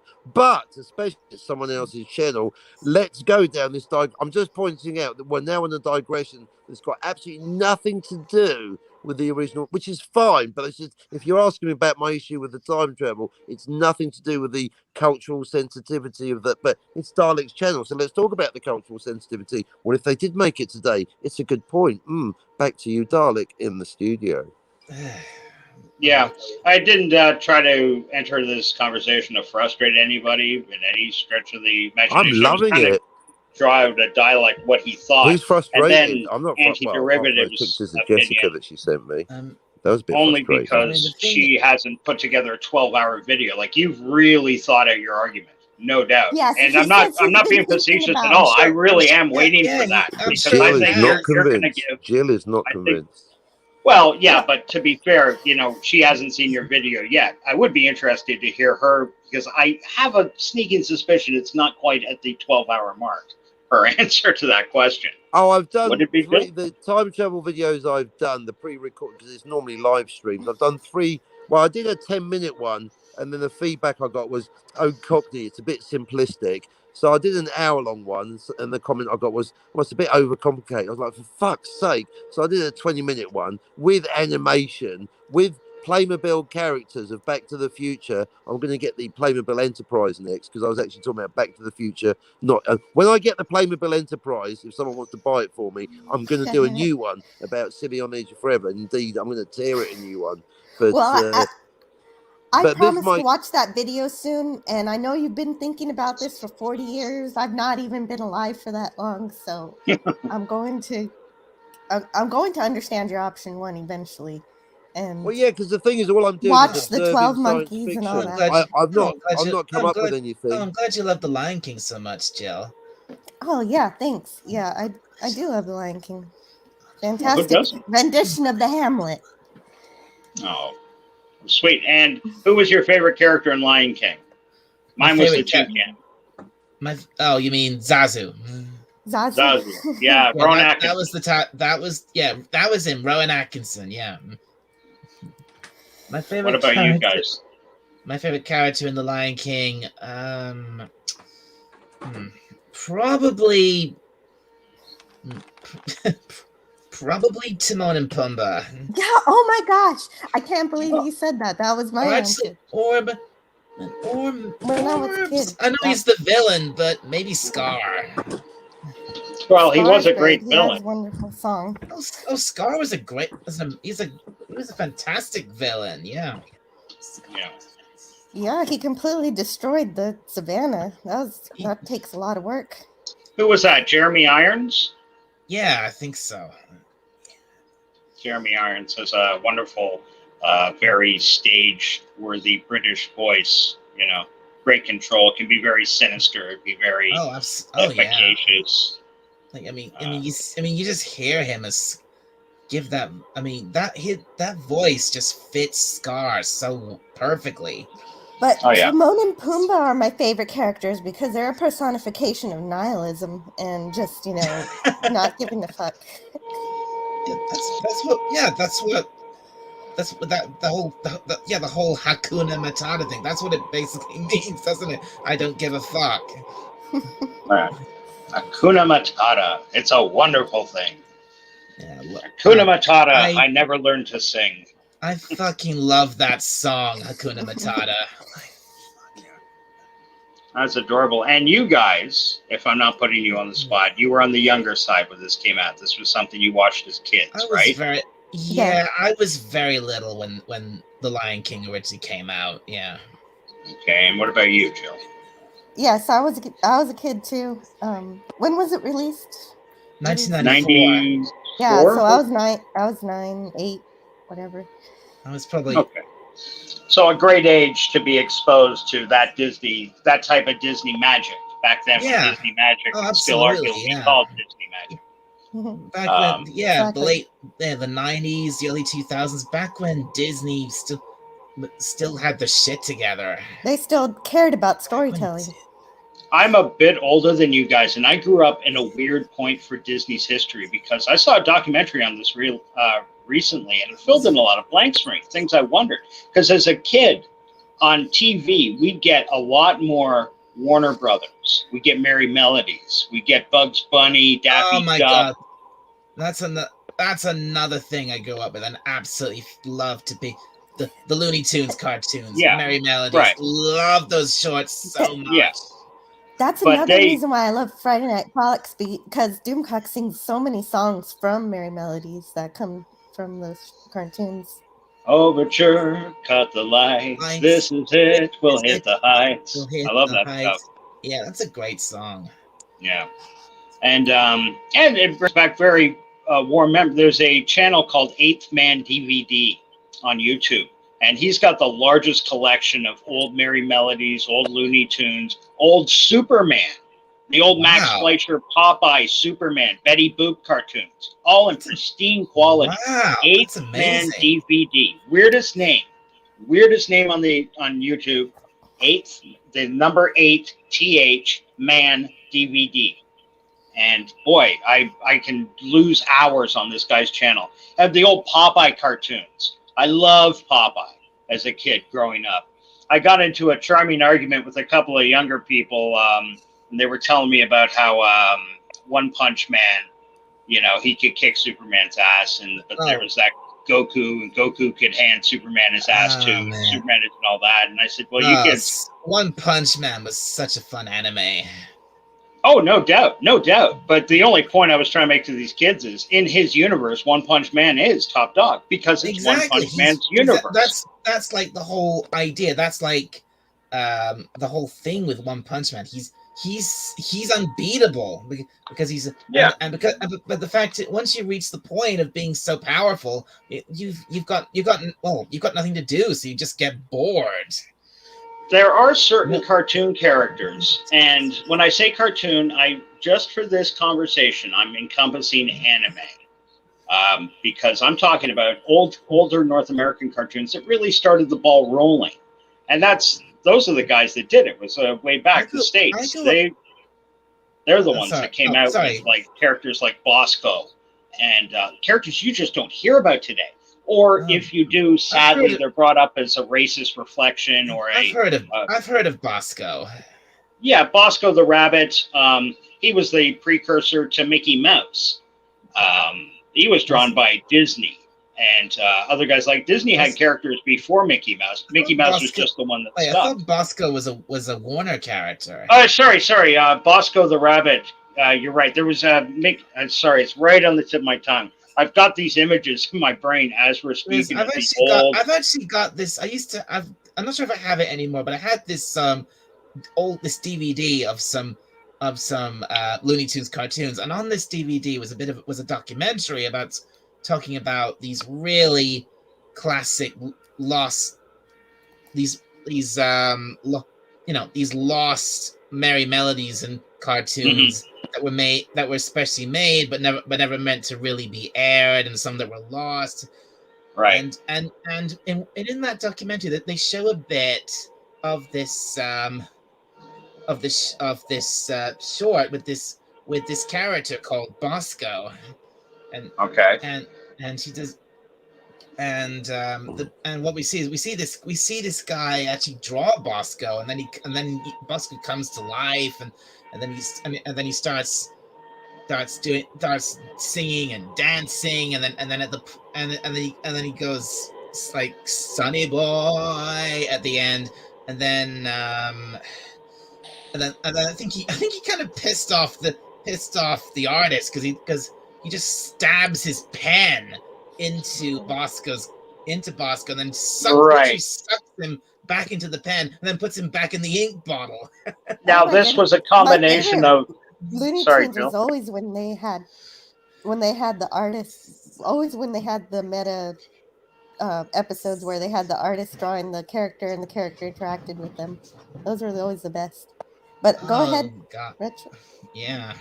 The art form for that began. I saw an interesting little documentary on Turner Classic Movies several months ago, and they were talking about the earliest forms of that. And there was this character called Gertrude the dinosaur, the mischievous dinosaur. This guy had this as a vaudeville act. Now think back to vaudeville. This is shit you've only heard about in movies and stuff, but like that was the preeminent art form in North America before movies came out. And this guy on stage with the earliest projectors, he would project the image up there. And he did all the animation of this dinosaur walking through a forest, stops by a lake, and it would be him in perspective standing there. Like 10 feet, the screen's 10 feet behind him or whatever. But in perspective, it looks like this dinosaur is kind of walking beside him. This freaked people out. Some even like cited witchcraft. Granted, those were like more histrionic people and shit, but that was such a new and cutting art form that nobody had ever thought of. And this guy was doing it on stage. And there's still surviving films. And he's credited as the first guy to. People came up with animation before, but he was the first guy to give it that fluidity when characters would walk and move, like the in-between scenes. To add live action to it. It's incredible. Yeah, anybody like those 50s Hollywood musicals? What's the one with Gene Kelly where he's dancing with Jerry from Tom and Jerry? You must have seen it. I've seen that. Yeah. Yeah. It's not it's not Singing in the Rain. It's not. No, it's not Singing in the Rain. No.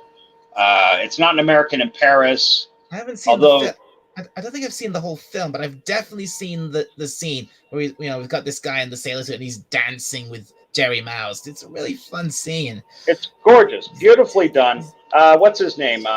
Seth MacFarlane stole it and replaced the mouse with Stewie. He replaced Jerry with Stewie. Yeah. He did that. Also in another Gene Kelly film. He was a real cutting edge artist. This guy, like if you watch his dance films, it's beautiful how this guy can move. And it's easy to forget about with, all the movies out today and stuff, but they're just some of these older movies. It's magnificent. It's magical.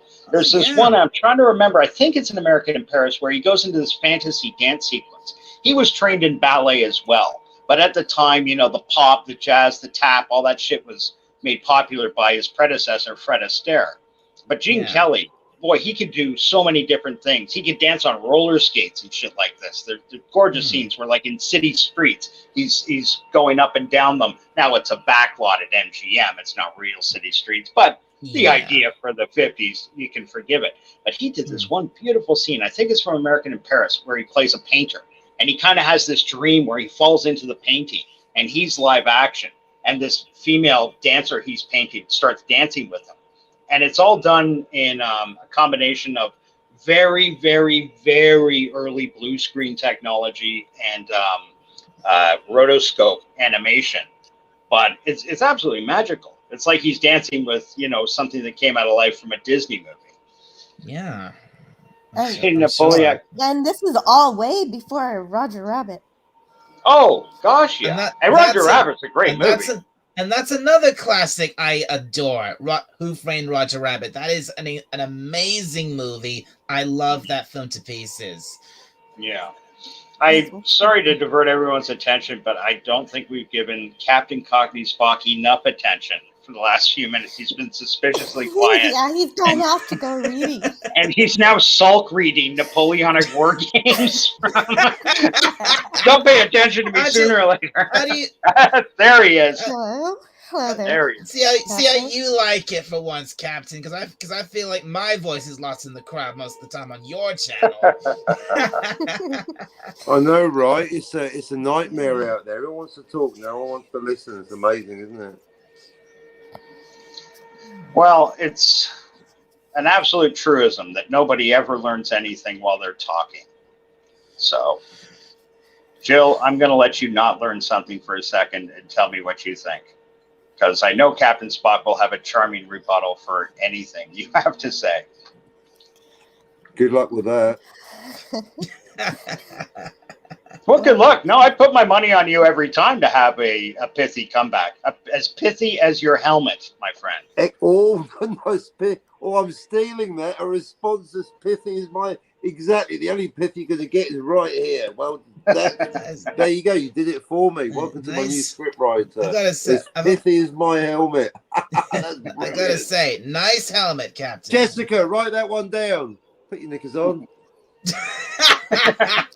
What, you got Jessica Rabbit in there? Oh, Jessica. Oh, you got Jessica. Now, this is like Starfleet uniform. He's wise. This is like how Doomcock has his staff of minions running around doing shit for him. Captain Cockney Spock has his own Cockney army. That's no one, ready, willing, and able. Believes that I've got a beautiful brunette in a Starfleet uniform right here. But when I get to 1,000 subscribers, Jessica has promised to show up on screen in Starfleet uniform. Is that right, Oh, that would be fabulous. Thousands. Yes, that would be wonderful. Until then, you can all fuck off. Well, I certainly look forward to that. And there is actually a sound reason to subscribe to the Captain Cockney Spock channel if you didn't have one before. And 1,000 subscribers, not one fewer. But make it 1,020. You know what YouTube's fucking like. Yeah, you need a good buffer. Legs for days. Oh, wow. That sounds great. Because people keep going, oh, I like that Star Wars girl. I mean, I have her muted, but it's a great channel. Oh, Star Wars. Oh, Anna, she's awesome. I like Star Wars girl, too. Awesome and have you seen her? She's gorgeous. Oh, she's lovely. That's what I'm saying. You get a bit of that, get a bit of Jill action on your channel. Suddenly your subscribers start shooting up. It's not the only thing shooting up, am I right? To be fair, youth is sexy. There's several YouTubers out there that do quite well that I don't know if they do so well if they got into it at 60. How did Jill know that everyone on my channel is required to wear Starfleet uniform? I mean, Jill, that is why you are the judge of reality. I mean, I didn't even have to ask. Something funny happened there, but my mic stopped working for a moment there. Well, it was just a coincidence, really. It was Halloween. I thought you were doing a dialect bit. I thought you were starting to talk in the voice, a very singular and unique dialect voice. That's one of the charming things of that sci-fi franchise. It's funny enough, before I actually came on, you know what I was actually... Hello, Mirror. I love how the Sharpie has gone blue now. Funnily enough, I was actually watching. But before I came on, I was actually watching I was on Pluto TV and I was watching a bit of classic Doctor Who. I was actually watching one of the better Dalek stories. I was watching Sylvester McCoy's one, Remembrance of the Daleks. Okay, and now who was the Doctor for that? I just said Sylvester McCoy. I'm sorry. For crying out loud, I don't know if it's my internet or not, but you kind of pop in and out. Cockney Spock, I'm just choosing to ignore. You, on the other hand, sometimes you drift in and out. It's probably my shitty internet. Yeah, I didn't hear the guy's name at all. Truthfully. Oh, God. Places, But- everyone. We'll do it fucking again. Someone's got a hair in the gate. I don't know. Right. Dalek, from the top, please. Come on, darling. So like I was saying, yeah. As I was already fucking saying. Screen killer. Yeah, before I decided to come on and start broadcasting, I was Casting. You have got a bit of a mid-Atlantic accent there, Dalek. It does show. Are you from Los Angeles? No. All right. I'm Only not- asking. But you Again, get people from LA writing in there. Sorry, people- Leilani. Again, I Nothing thought personal, everyone love. at this point, I thought everyone knew I'm not American. I'm from the UK.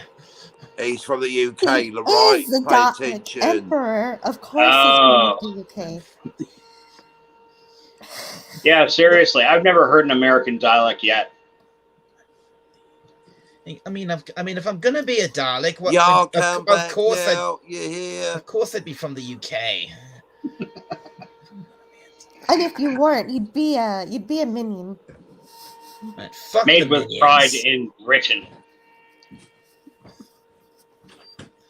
Oh, jeez, I hate those little. I those actually hadn't realized that Mirror Spock's beard is put on with the Sharpie until you mentioned it. Spunk actually looks good. Looked good Yeah. with the beard. He kind of He looks does. like though he did Very that sexy. Kool-Aid thing that the kids in high school do, you know, when they do their hair blue or shit like that. And that's not a dig. I think that's a great thing he did with the Sharpie. He made it look clean. It just needs a touch up. I think it's worn thin. God, I a hate little. that. I hate seeing all these all these fucking teenagers and tweeners with their ridiculous, with short and ridiculous. Whoa! Look at that. Bump, bump, bump, bump, bump, bump, bump, bump, bump, bump, bump, bump. Watch out, Spock. Bump, bump, I bump, am bump, an bump, bump, American bump, bump, bump, Dalek. I am from the deep south. Y'all come back now. You hear?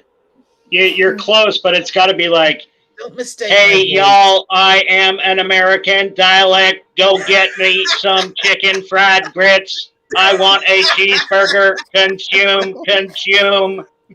Where is the Chick-fil-A? Where is the Disney Chick-fil-A? is God. Get ready for Marvel's Eternals coming soon to a theater near you. Let's go, Brandon. Let's go. Woo, woo. Let's go, Brandon. Where is take me? I thought to "Let's go, your Brandon" was an side? insult. Yeah, it is. It's just the most You know, American thing I can find think that to say. I gotta say, I find that hilarious. Let's go, Brandon. Yeah. But mind you, to be fair to that reporter who started it all, what else could she say? Like, she's talking to the guy who won the race. His name is Brandon, and they're screaming, "Fuck Joe Biden! Fuck Joe Biden!" So, you know, what she got the best? Yeah, let's go, Brandon. That's what they're saying. They're congratulating. I saw that thing. I saw that video of that on Twitter, Did you? and I was like, "Oh my god, that is hilarious!" I love all the real Brandons who choose to take it as a personal motivation. What happened? Whoa! What happened to that? What happened to that Dalek's eye stalk? It's broken. His eye stalk. Oh my god. Oh, What the- Yeah, the eyepiece is missing. Yep. Well, there you go. Welcome to Clumsy House. Everything's fucking broken. Look at my Blade Runner unicorn. It's a fucking horse now. Oh boy. Oh, poor unicorn. It's my little pony. That is my little origami pony. It's your little Yeah. brony. I am now a bro. Now we find out that Captain Cockney Spock is a closet brony. I don't know if any But of look, you they're are- well equipped. Look, he's got a little water. Why has he got a water bottle? He's a fucking Dalek. What's That going looks on like there? the dialect from the Doctor Who episode where they go back to kill Hitler or whatever. Remember where they Oh, did the- back to the That's time not- travel. You can't kill him. Oh, don't get me again with the No, time no, travel. no. Look, Joan Collins fan club. You were close with that, but But no cigar. Well, No, if anybody's going to be an that authority Dalek- on dialects, where's it from? It'll be That Jill. Dalek is not. Yeah, it was seen in the Second World War, but it wasn't there to kill Hitler. It was under. It was when they went to meet Winston Churchill. Yeah, but isn't that title of that episode called "Let's Go Kill Hitler"? There is an Kill episode Hitler? called Let's Kill. Let's There go, is an episode Brandon. called Let's Kill Let's Hitler. go, Hitler. But it's not that one. Let's Oh, go, I thought that Hitler. was the Winston Churchill one too. My No, bad. no. You're really mixed up there. There is an episode called Let's Kill Let's go, Hitler. Stalin. But All right. What are you asking? I'll mute you if I have to, Captain. Do it. Do it. No, I'm right here. Don't know. I'm right Mute or here. neuter? Actually, that's the thing. You're in my territory now. You're on my channel. I have the power to shut you up if I I want double to. dare you. Mute me. Go on. I double dare you, motherfucker. Mute me. See if I care. Mute away. I don't care. I've still got the camera. Ha ha ha. You'll never shut me up. I'm Cockney Spock. I'm always talking. I'm coming up with new ideas right now. Wah! You know what Cardinal Sin's doing right now? He's writing to me. So what? I'm not listening, Cardinal. I'm doing all the talking. Ah, talking, no listening. Talking. Ah. There, I shut Where him up. did you just scare antiderivative Jill away? I don't know what happened. Jill, what's happened? Are you still out there? And he's still going on. I just know he doesn't realize I muted him. That's adorable. Just keep it up. Captain, you're hilarious. keep going, Captain. It's a rant for the ages. I'm just going AFK to grab a drink. I'll be back in 30 seconds. Okay. And Jill's back. Hey, Jill, what happened? Needed to change location. I still need to change location, so I'm in the middle of that, and I'll be back in a little bit. Oh, let me see for it. Oh, all right. We'll see you shortly, Jill.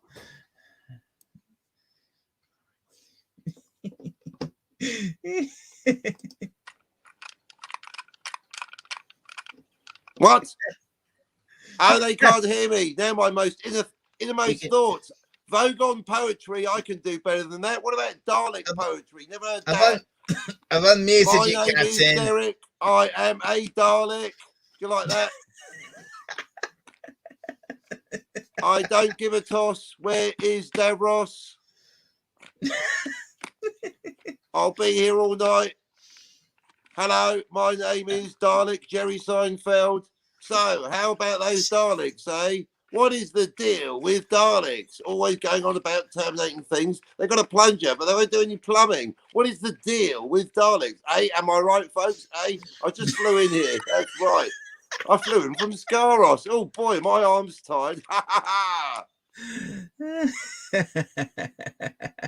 Oh, you friendly Cockney Dalek. Hello, everyone. All right, I'll tell you what, though. Reservoir Dogs now. Let me tell you the fucking facts about Reservoir. No, not here, not now. Oh, hey. Silly on Ears Forever. Silly of bollocks, more like. I'll tell you what, time travel. Don't get me started on time travel. The fucking doctor, he keeps travelling back in time. Get it right the first time, you muppets. Yes, okay. We know how you feel about time travel, Captain. Captain, I'm a Dalek. Yes, you are. It's Cockney Dalek. What's he fucking talking about, red shirt? Captain Cockney Dalek. That's perfect. Cockney Dalek. No one here but us Daleks. No, I'm a Cockney Dalek. Nobody here but us Daleks. I'll tell you what, I can't hear. Jelly deals. Not if you're a Dalek. I don't think so.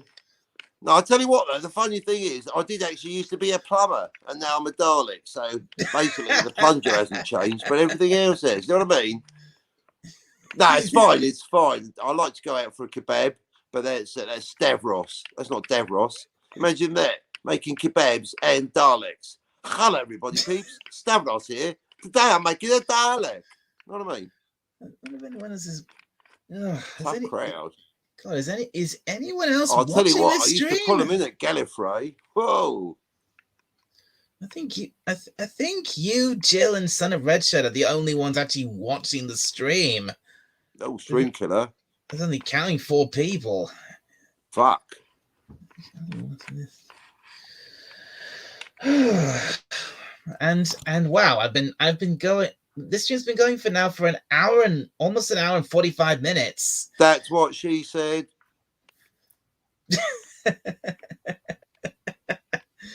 Hmm. Okay. Hmm. Well, Hey, Red Shirt. Red Shirt, do you want to hear a joke? you go ahead and tell one. I need to. I'm gonna pour myself a Where's drink. Red Shirt gone? No, we've lost Red Shirt. He's gone. And Jill, yeah, and Jill's gone for the time Everyone's being as gone. What well. have I done? Actually. I I'm had back, a knock actually. I knock just joke don't have for Red anything Shirt. planned. Oh well.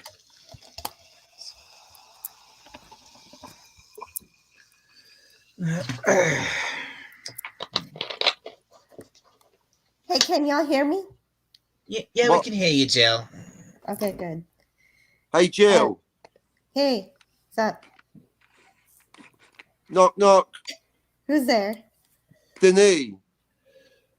Denny who? 5 years later, Denis Villeneuve.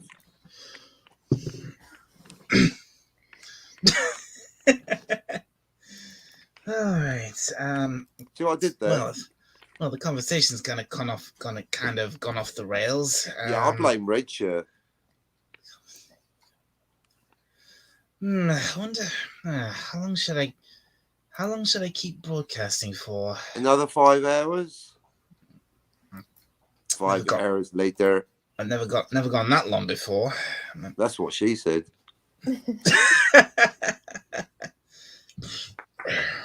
So what were we talking about before? Were we talking about Doctor Who, or talking about musicals and The Lion King? Time travel. And We talked about Where's Looney what's on?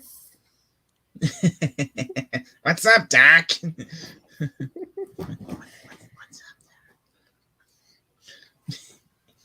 Oh, I got you cornered, you screwy wabbit. Oh, your Elmer Fudd's good.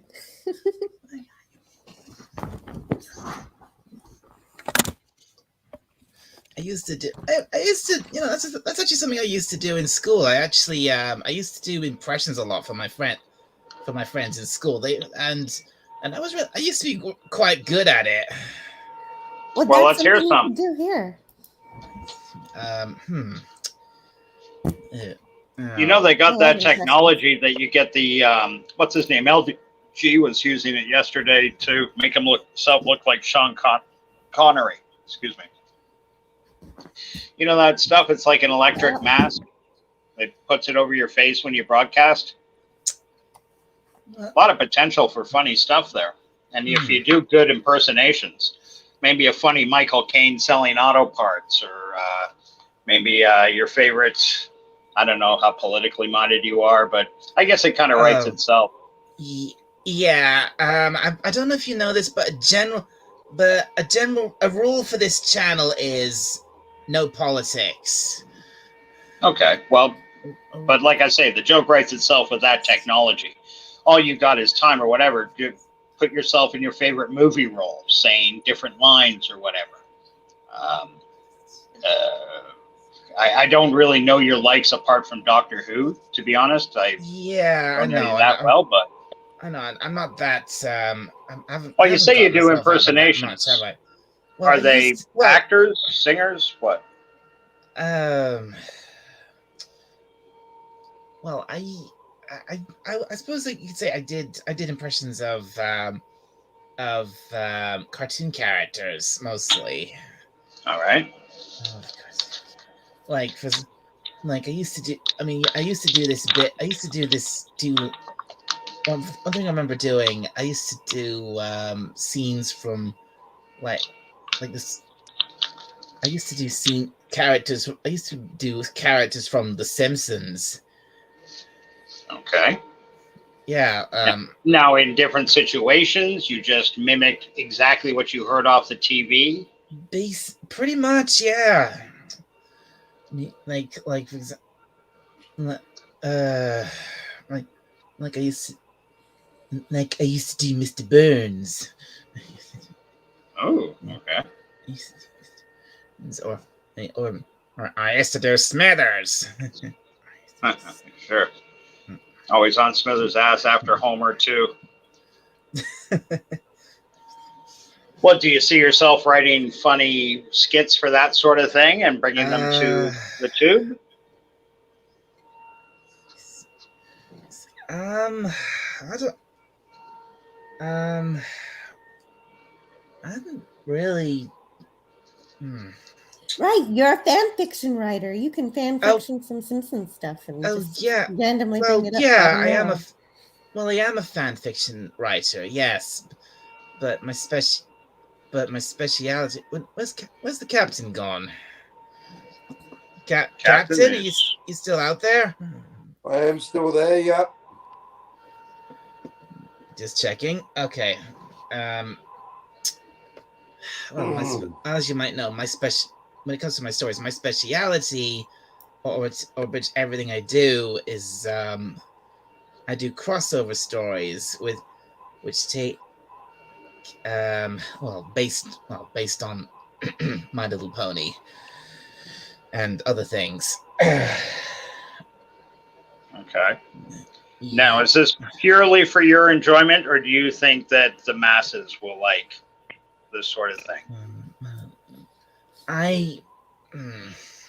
Like as a channel, as a lure to your channel, do you think there would be interest in that? What? Your My Little Pony fan fiction. What do you think? A lure to my channel. If I can find the right people, maybe. I mean, sorry, I thought you were. Maybe I came in at the bad point in the conversation. It sounded to me like you were workshopping ideas for what you could do here. Well, I guess I could. Well, I wasn't. Well, maybe I was a bit earlier on, but no, I was no, I wasn't doing. I wasn't brainstorming. I wasn't thinking of ideas for the channel. I was just. What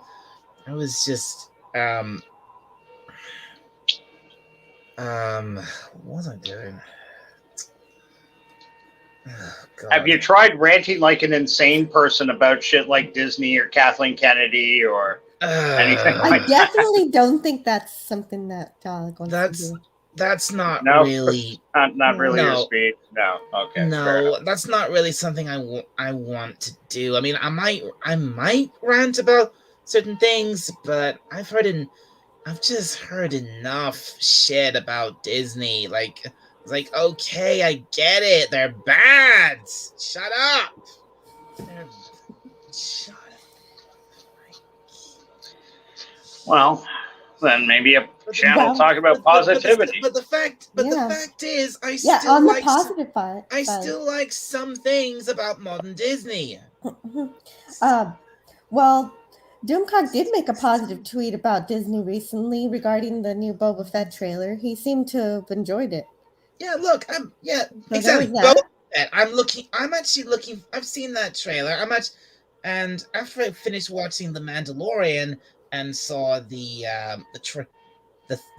little the end credit scene for that led the lead into the Book of Boba Fett, I was like, oh, that looks great. I want to see that. So I'm really looking forward to the Book of Boba Fett.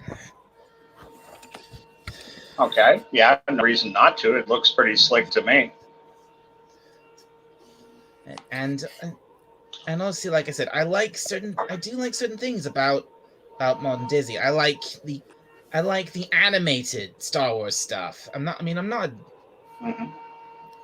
How did you feel about Star Wars Visions? Oh, I loved Visions.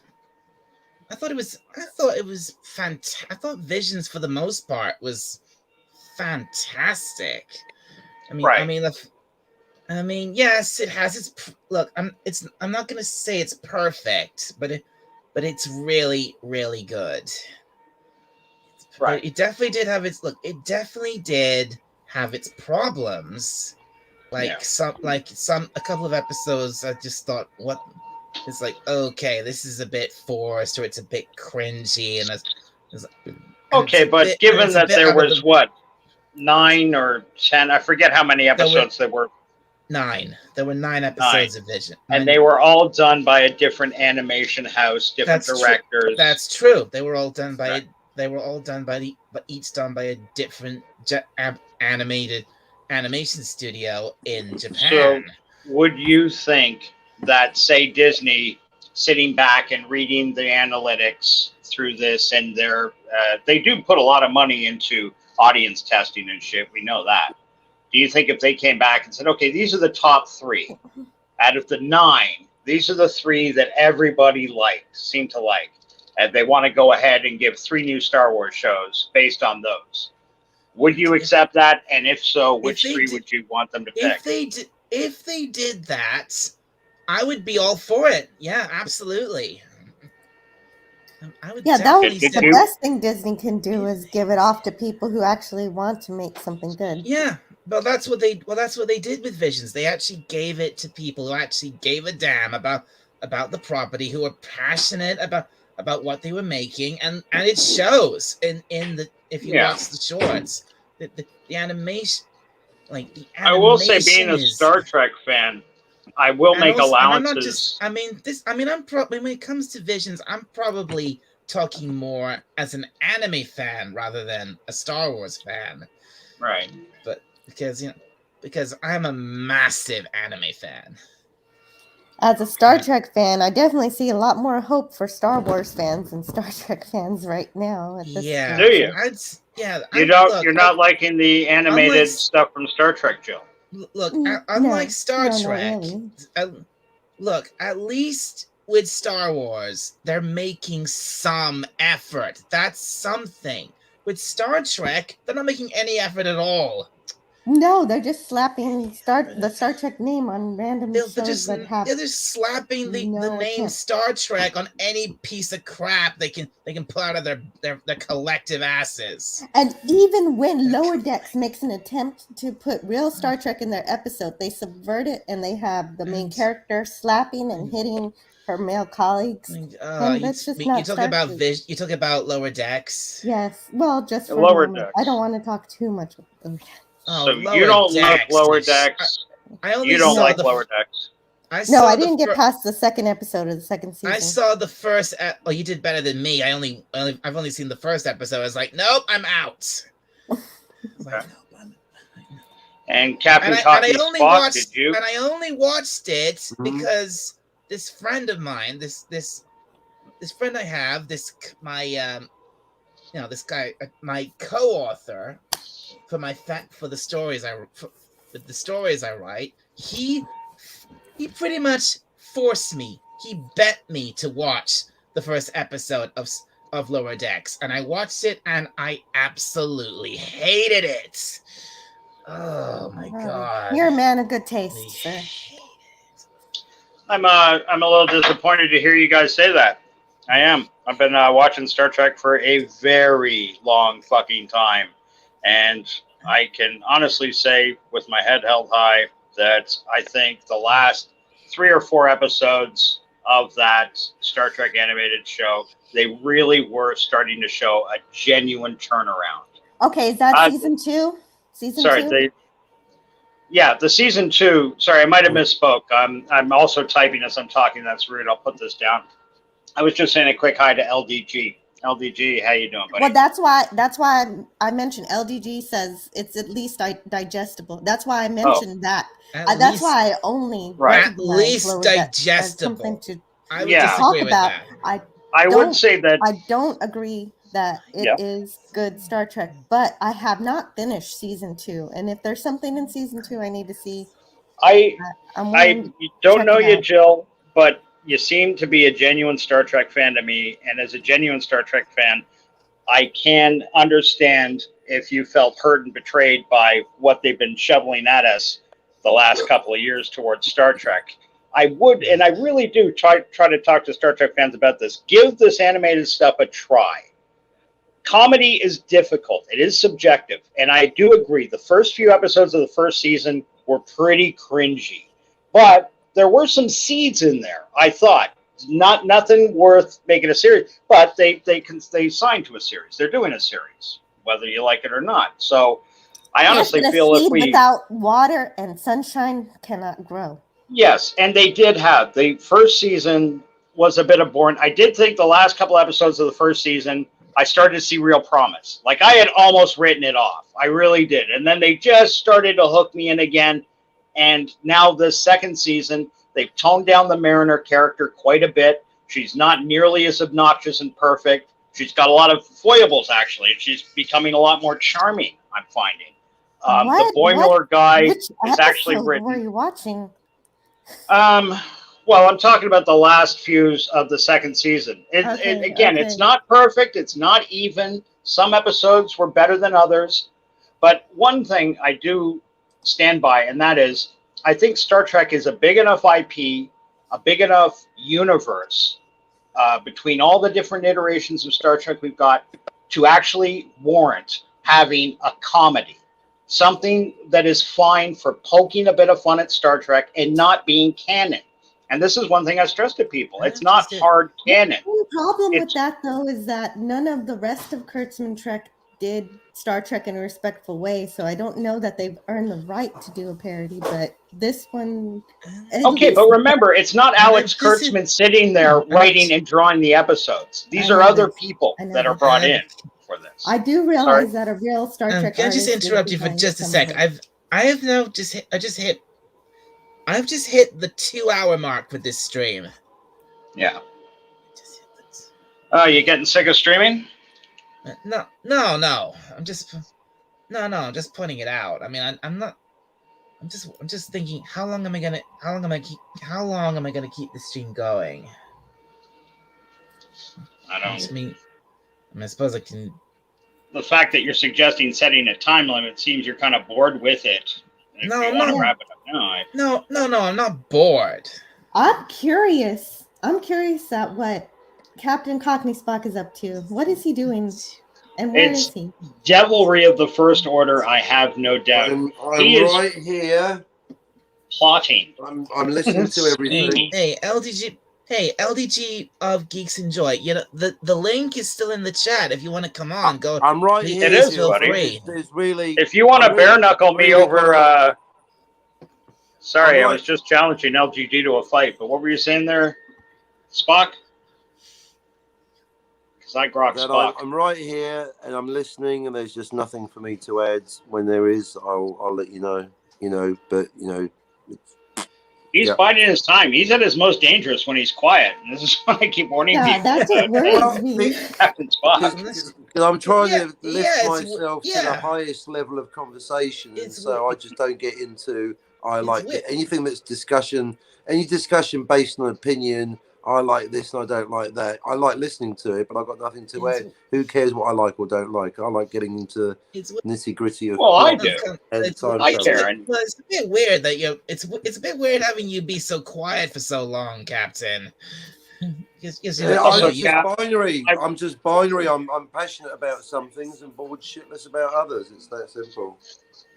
I do want to point out that whether they're batshit crazy or not, 300 and at least 2 people want to hear what you have to say. I'm trying my hardest to come up with something original every time. Would love to. Oh, that's a shame. Entertain me. That's a shame, LDG. Got to be thinking different, original thoughts. That's fair, and I always 100% want to hear opinions alternate from my own. That's why I was interested both in dialect and anti-derivatives comments on Star Trek, the not Prodigy. That's the newest Discovery. One. Oh no, Lower Decks. We were talking about. Look, I never even got to lower. I was so disgusted by the film. Don't even bother. I wouldn't look at it. Yeah, don't even bother with Lower Decks. Yeah, don't bother because whenever I start a channel, I'll get through all of it for you. All that's come of this Clutchman bullshit is I'm finally watching the Enterprise because I think it can't be as bad as the filth, can it? Exactly. At least Enterprise is fine. Enterprise Kurtzman makes Enterprise look like genius. At least with Amazon.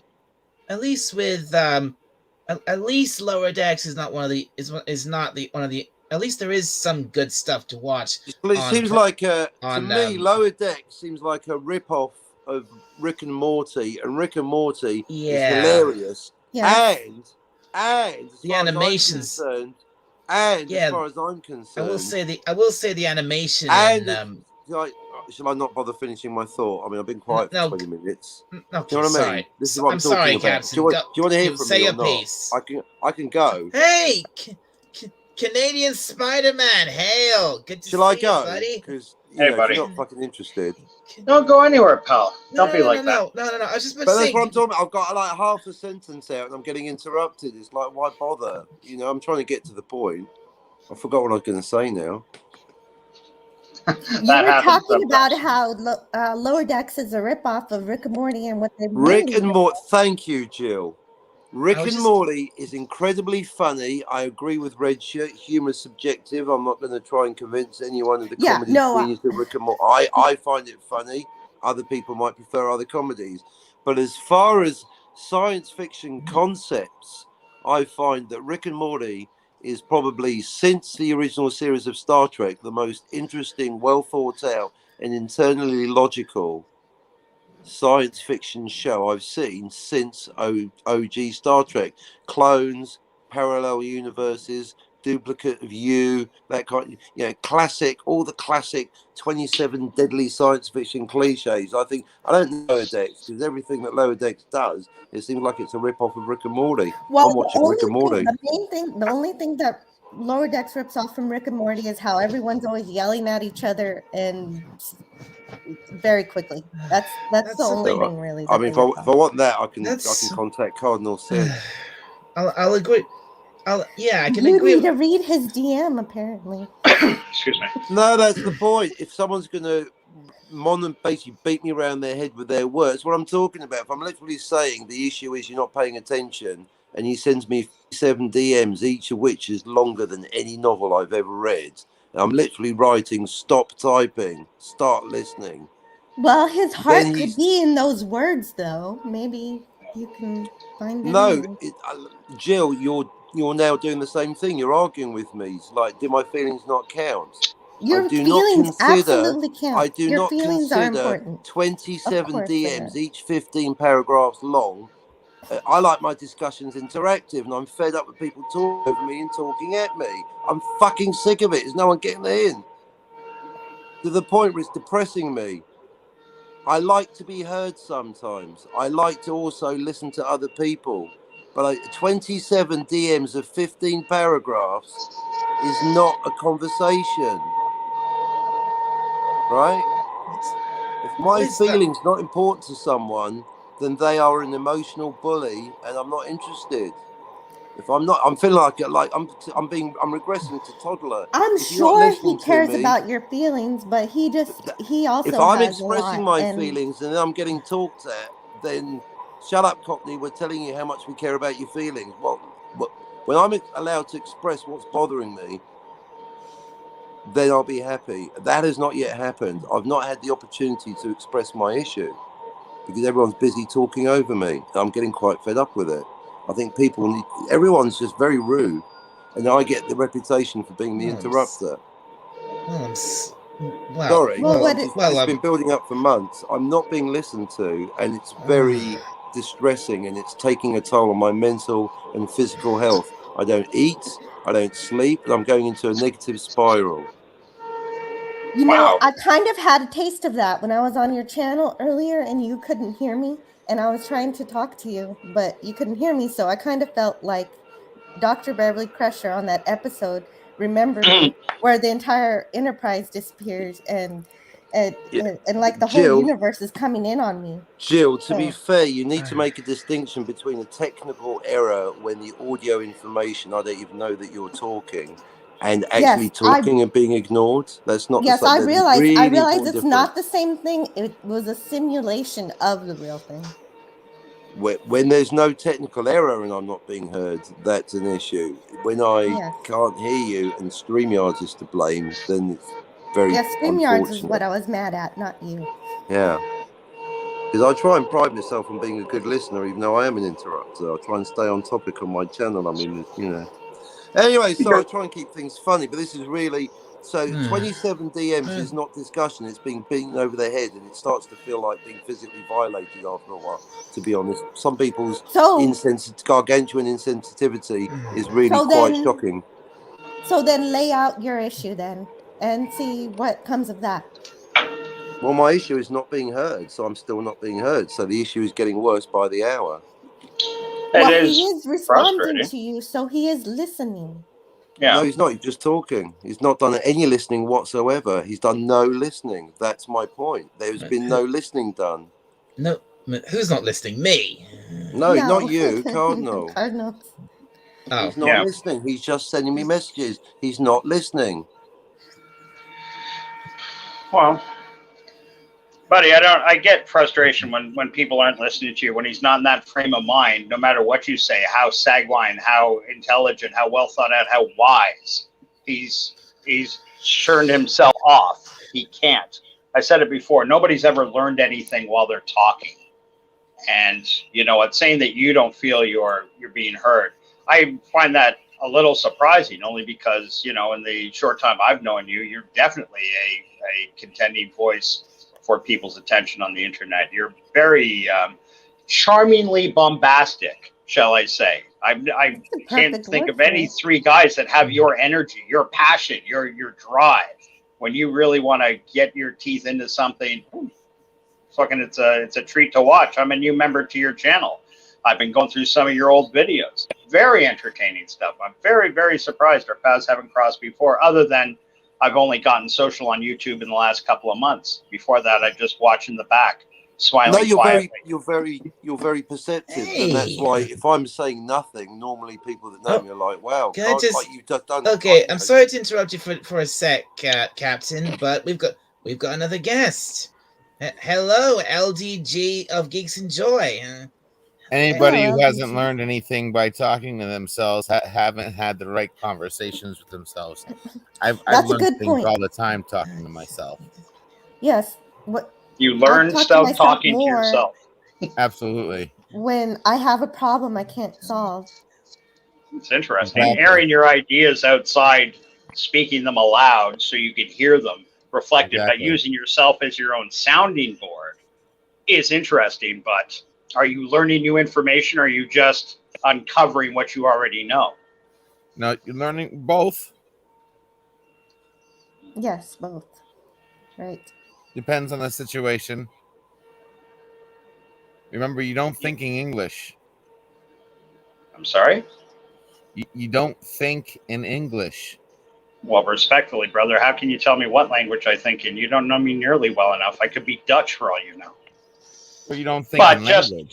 for the sake of argument, I'm Canadian, so Yeah, English-speaking whichever Canadian. language it is, the human brain doesn't. The instinct doesn't work on language. It's just biologically a fact. Yes, but language is the key to understanding. So every thought we have a, if I say peanut butter sandwich, I've pushed the idea of peanut butter sandwich in your head because you've Yes. had enough peanut butter sandwiches to know exactly what one looks like. We don't have the Exactly. exact same picture, but we've got a picture, a generic the original. peanut butter sandwich. You're absolutely right, but the original thought of a peanut butter sandwich isn't a language word that says peanut butter sandwich. No, it's not. But we've assigned language to everything. We've had to. That's a secondary shell, though. Yes.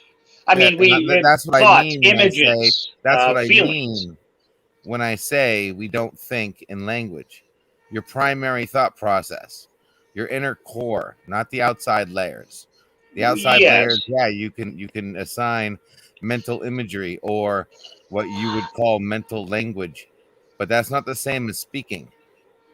I hear what you're saying, but I think there'd be a lot of songwriters and poets and authors that might disagree with you.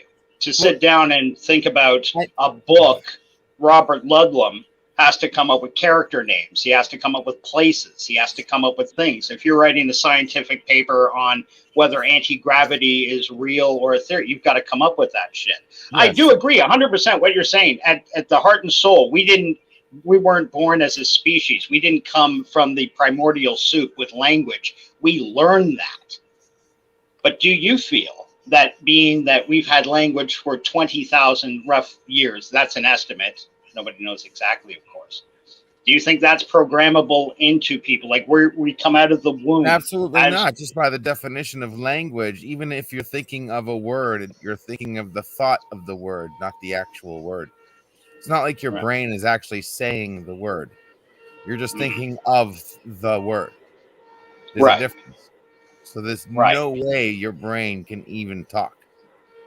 When All I you're think of doing is how to thinking of the word. spell antiderivative, You're right thinking of there. the If I letters. close my eyes and I try to get an image of letters in my head, it's weird the disconnect though that I have between what you say, seeing like a chalkboard or a whiteboard or something, seeing letters forming in front of me. Yep.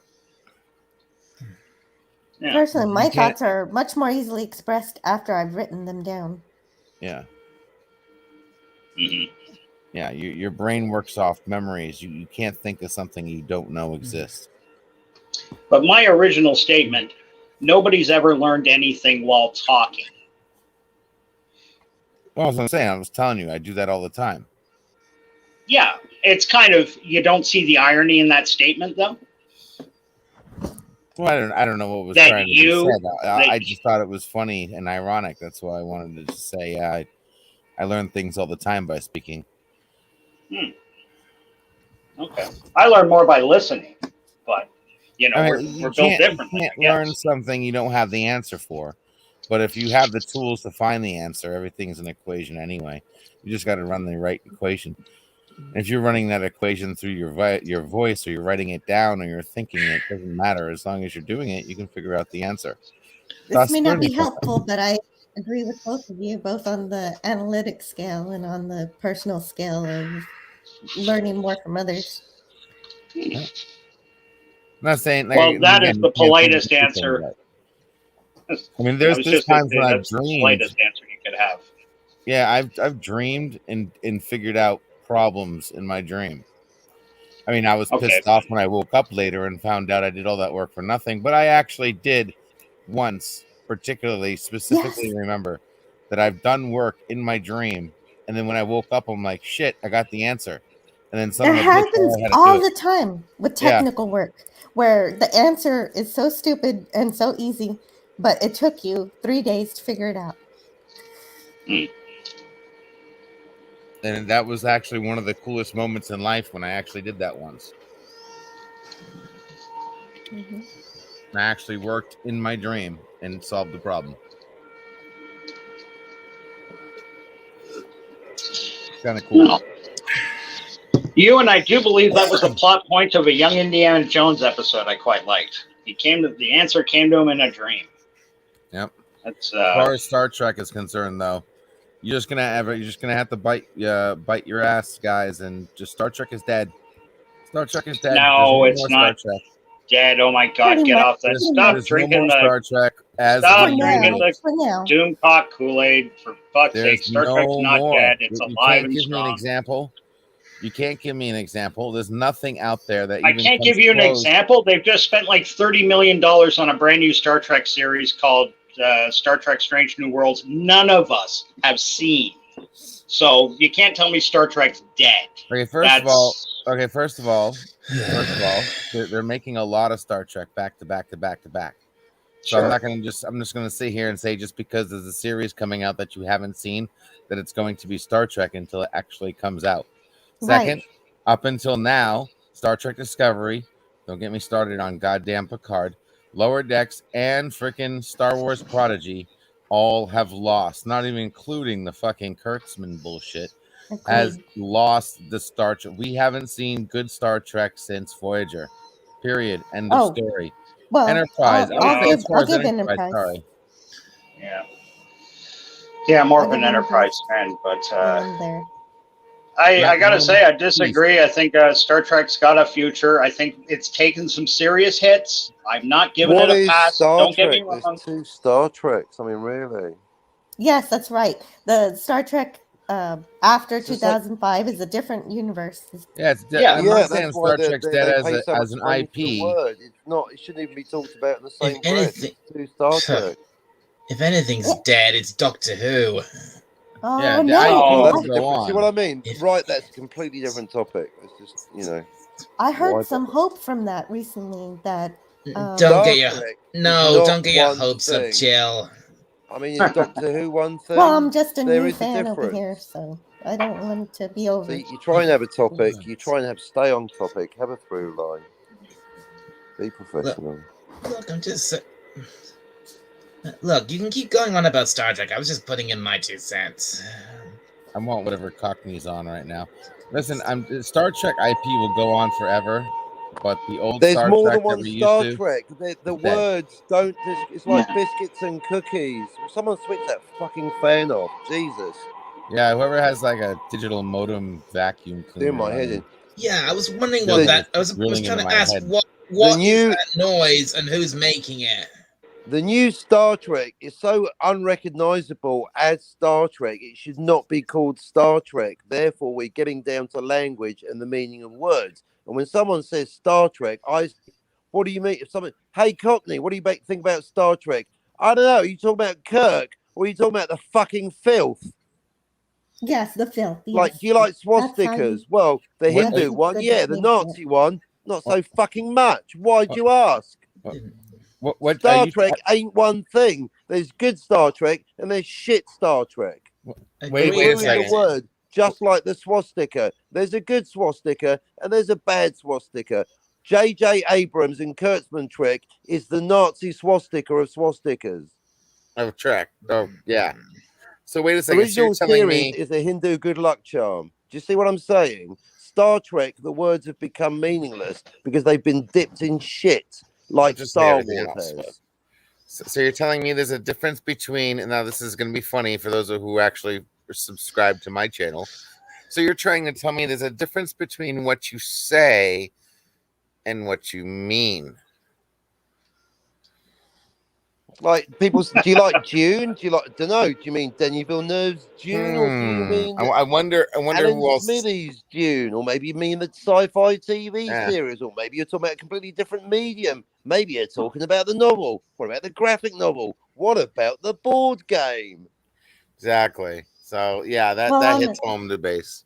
Go ahead. On a live stream, they're probably meaning the movie since it's the most recent thing, but they're not against talking about all those other things. I've learned not to assume, and I always drill down. Which one are you talking about? Well, I'm talking about the David Lynch one, of course. Well, I'm glad I didn't assume. True. So that's the answer. Do you like Star Trek, Cockney? Don't know which one But you're talking about. I'll be able to Oh, talk damn, I more about the forgot movie to. next week. I'm going to see it next Wednesday. Good luck. They only filmed half the fucking book. All right. I forgot to do that at the beginning of the stream. Maybe next time. What'd you forget to do?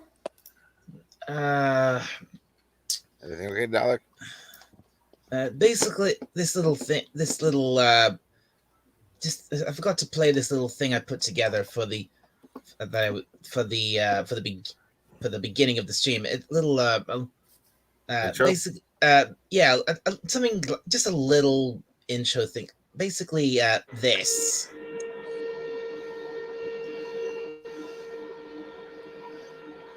Well, that's cool. Yeah, I like forgot. that. Yeah, I like that. That's pops. That pops. Oh. I like it. Print it. Sell Very it. cool. Ship it. Yeah, I forgot to. Like yeah, it. I forgot. I forgot to do that at the beginning of the stream. That's okay. Who says it has to be at the front? All right. You can just have that Right. little moment in the show where they usually do a little moment in the beginning and then they show the intro.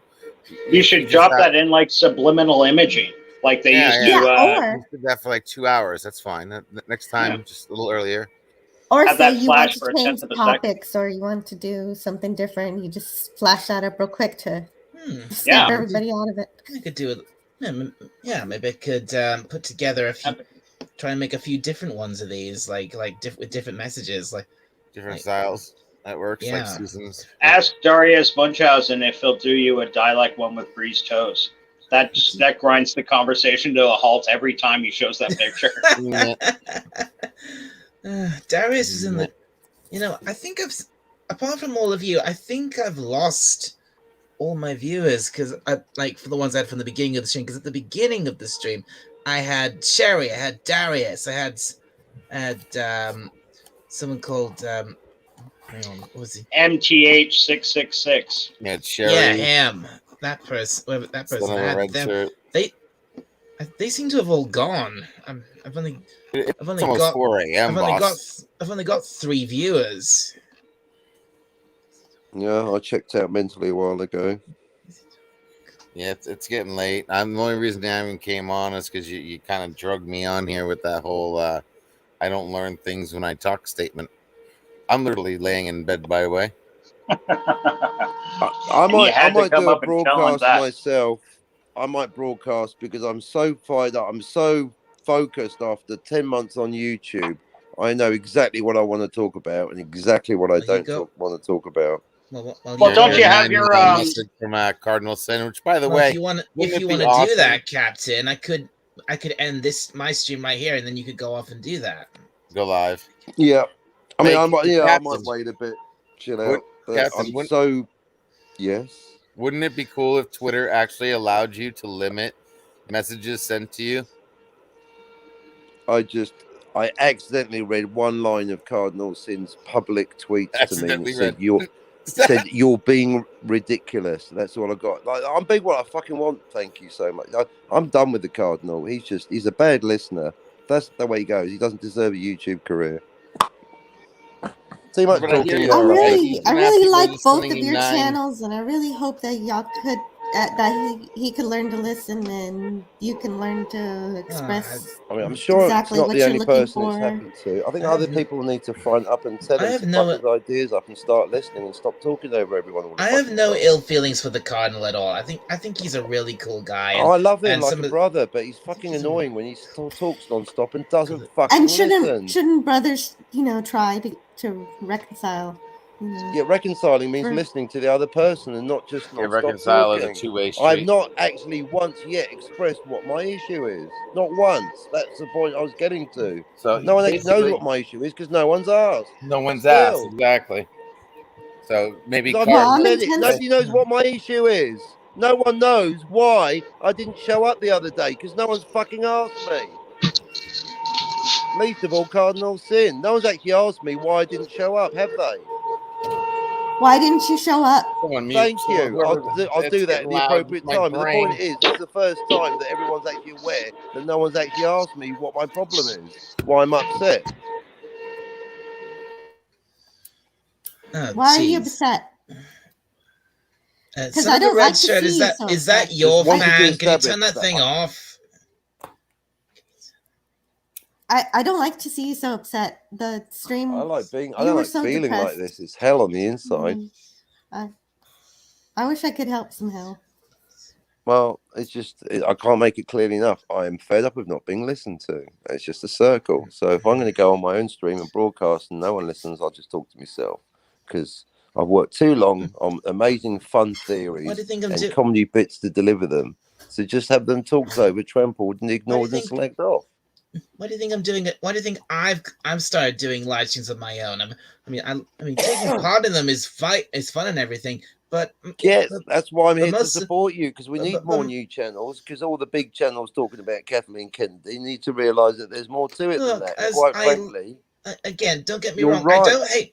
I don't hate Doomcock at all. you love him. You're a member. That's the context. You're coming from a position of love. Yeah, Appreciate I that. love Doomcock. I think he's amazing. He's an amazing I've got guy. his signed portrait right here. love Don't make me put it on camera. Yes, I agree. He's genuine. He's passionate, and Exactly. Yeah. He's the Amen. exactly. He's a genuine, passionate, soulful guy, and Yes. I love him for that.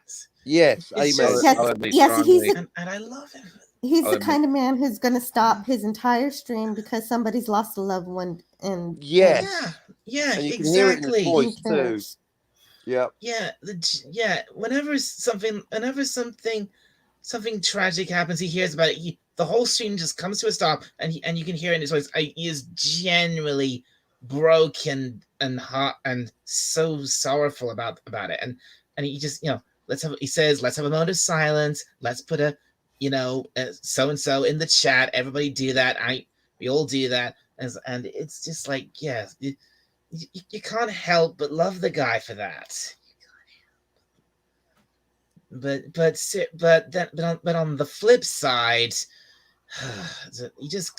he goes on and on and on about the same points over and over again, and it gets so, and it does get repetitive, and then and like I was saying before about Friday Night Frolics, I think, and it frustrates me so much when he just stops the stream to have a But you to bring have these to other guests on, understand that anger and those rants come from that very same passion that you love from him. And there's got to be some kind of repeat too. Even I find myself repeating myself because I got to spread a message about freeing the net. So yeah, I got to say some of the same stories over and over again to reach more new people. There's got to be some part of repetition. Well, like I said, again, I decided to start doing my own live streams. I mean, one thing I want to do here is like, it's like enough of the negativity. Let's talk about some positive stuff. Well, or positive negativity. Remember, there's 4 sides. There's 5 sides to every coin. It's not just negativity. 5 sides to every coin. There's positivity. There's negative positivity, and then there's being absolutely dead neutral. You got 5 different options. You can't be too positive either. There are channels out there that are just too fucking positive. Like, no matter what the fuck these people do, they can't do anything wrong, and that they're completely positive, overly positive to the point where I think they're just being fake. So there are several channels like that I just unsub to because it's obvious they're doing that. I want to regurgitate my own stomach acids, and yes, it's absolutely horrible. I've got acid reflux right now. My ulcer's fucking killing me. That's been the last 2 days, funny enough. Maybe you need to eat something. I mean, there was some I feel channels... like fucking Iron Man up here. Drink some milk. I mean, I get what you mean. I'm I mean, out of milk. There was some. I mean, there's a couple of channels I just unsubbed from because, like, fuck this. This is just too. No, I mean, why does he have to be such a downer all the time? Follow nature. Everything evolves. You should have things evolve. Flow. There's a cycle. Because I mean, there is. Everything goes in a natural direction. Sorry, go ahead. Well, no. I see where you're going there. The river needs to flow, or it'll stagnate. Exactly. And that's what I mean. I mean, if you just, it just becomes stagnant, you know. Need progress. Can't just have the same damn cookie cutter all the time. Nobody can have pepperoni pizza forever. That's why God invented porn. Except Darius can because of his gift, his infinite pizza gift. Look, pizza. Yeah, well, on the pizza thing, yeah. I mean, pepperoni pizza is my favorite kind of pizza, but I don't have it every single time. I change it up. I have something different from time to time. Exactly. Like, for example, I just have a plain pizza, or I have a meat feast pizza, or something with just change it up every once in a while. And that's actually why I love Captain Cockney Spock's channel, because you never know where his subconscious is going to take him, and he's willing to let us go along for the ride of wherever he wants to go. Yeah, we're just passengers. Exactly. And I tell a YouTuber this too. I have YouTubers that I try to help. A couple of them hit a burnout period. And I tell them the number one best thing you could do, just stop streaming every goddamn day. I mean, you know what I mean? Give time for people to watch somebody else, do something else, listen to something else. And, it's addictive, though, having your opinions heard all the time. Okay, seriously, son of a Reg, can you turn off that fan? That is I know, drilling right? my mind. Yeah, no, I can't. Sorry, it just doesn't work that way where I live. I've only got a tiny bit of privacy where I broadcast from. But that's okay. If I'm pissing people off, I'll get out of your hair. Thank you very much for having me on. No, LDG, it's all right. You don't have anti-derivative. to go if You don't have to want go. Just mute when you're not You're talking. welcome to stay. Yeah, but every time I unmute to say something, somebody goes, "Oh, that fan! My God!" No, I get it. It's annoying. I can't hear it because I'm so used to it. And if I could, if I had the power to shut it off, I would. Unfortunately, where I live, that's just not an option. If I want to have any privacy in this conversation, I got to put up with some unfortunate things. But that's my problem, not yours. So I won't detract from your Hey, son of a entertainment. Red Shirt, what do you stream on? What are you on? A laptop or a PC? No, I'm on a tablet. Oh shit. Yeah, and if I don't have a fan on the back, it's an old tablet. You can't use. As I discovered the other day, you can't use StreamYard properly on a tablet. Yeah, StreamYard is. You're very limited. All I can do is, come up here and talk. And normally it's not a problem. I do Jedi Bill Show quite often, but last couple of days, it is possibly just certainly it's my cheap equipment. I'm just not really too financially solvent right now. I can't afford a nice mic or headphones or anything. And if I don't have a fan on the back of this tablet, it just gets red hot and it shorts out on me and I can't use it. Yeah, StreamYard blows the hell out of a device. Yeah, I didn't realize I had YouTube on in the background too, and that doesn't help. I shut that down, but it doesn't seem to be cooling off as quickly as I hoped. Mm-hmm. And the fan sound, I only assume it's the fan that I've got to keep on the thing. So I'm sorry about that. I very interesting discussions happening here, going left and forth dialect. I know it wasn't what you planned, but I think you had a pretty interesting group of people on. Well, maybe some of what we've been talking about, maybe some of it's not quite what I had in mind, but you allowed the conversation to flow, and that's a talent. I did, yeah. I think, and really, that at the end of the day, I think that's what my channel's supposed to really about. It's not. Let me give you a little advice here. I'm Triple HD. I'm AD Triple HD. If you can keep me, then you can keep anybody. You did fine. Oh, thank you. You did fine. Also, doubly. Obviously, you may see at the beginning of this year. My problem is at the moment, I'm not that comfortable doing this on my own. I feel that once I actually have, once you all came on and the conversation got going, I was like, it was so much easier. Yeah, well, that's the beauty of having people that are willing to chat and like the same kind of subjects you do. It's a help. It's tough to come up here by yourself. I see LDG Geeks does it. Captain Cockney Spock, he's notorious for it. Some guys have a gift to be able to just sit there and charm people out of the box. When I'm just cold. When I started the stream and I was just talking on my own, my mind just goes blank and I just can't think of anything to say. Well, I can't speak for LDG or Captain Cockney Spock, but those guys, they're come off as reasonably well read within fandom, at least. So that's always a talking point right there. You like Doctor Who. I'm sure you're abreast of any changes up with Doctor Who. I don't know fuck all about the guy. I hear names like Chris Chinball and I'm not trying to open up old wounds, but give you an example of what a neophyte Who guy I am. I liked Doctor Who when I was a kid, and I watched it when they brought it back 10, 15 years ago. It's lost its way, and I've lost my interest. And with all the bad things I heard about Jodie Whittaker, I've never seen an episode. And I kind of feel bad because I don't want to support something that true Who fans are telling me it's garbage. But at the same time, I also want to be able to make up my own mind. Sorry for over-talking.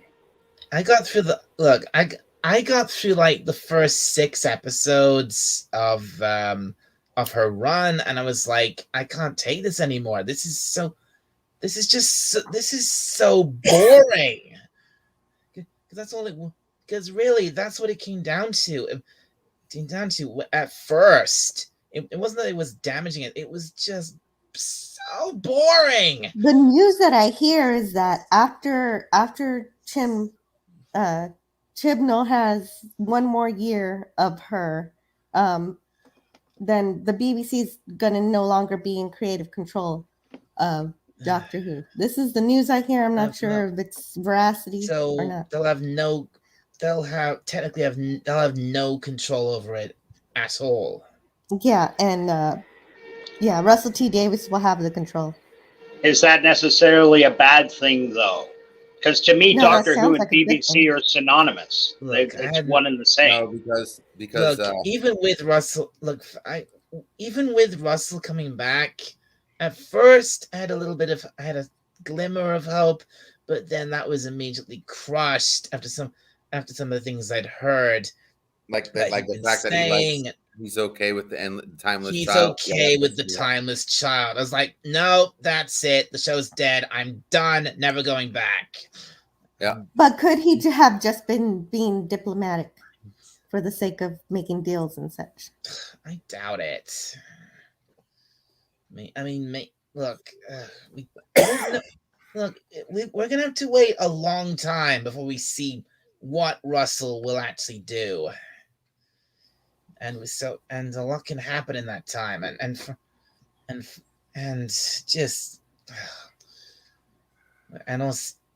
also I recently heard that Disney he has this production company now called Bad Wolf.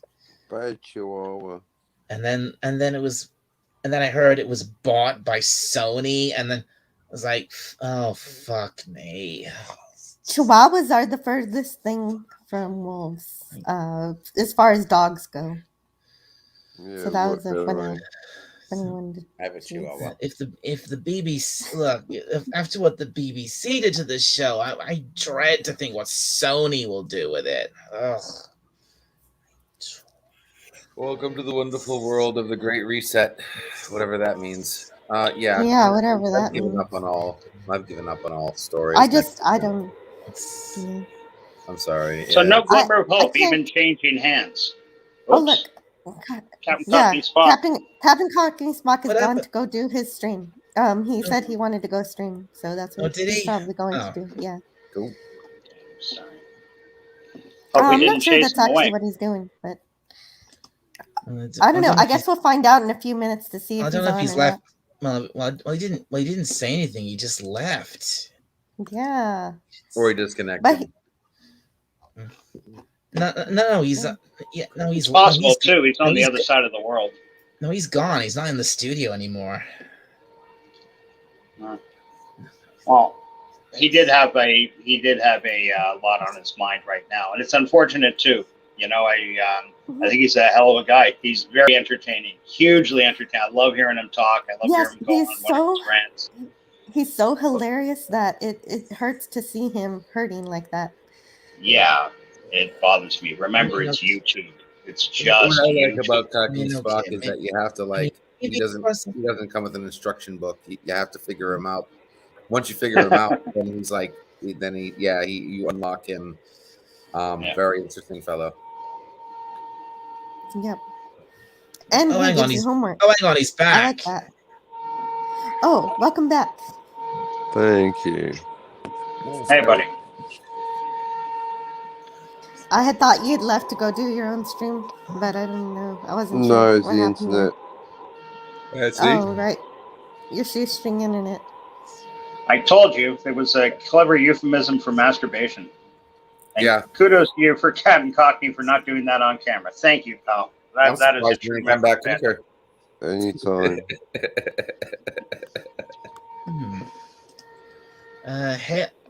Sorry about this. Hello, Bear. Welcome. Nice to have you. This world. I like his avatar. Bane. I wonder what kind of bear that is. Is that a grizzly? A Kodiak?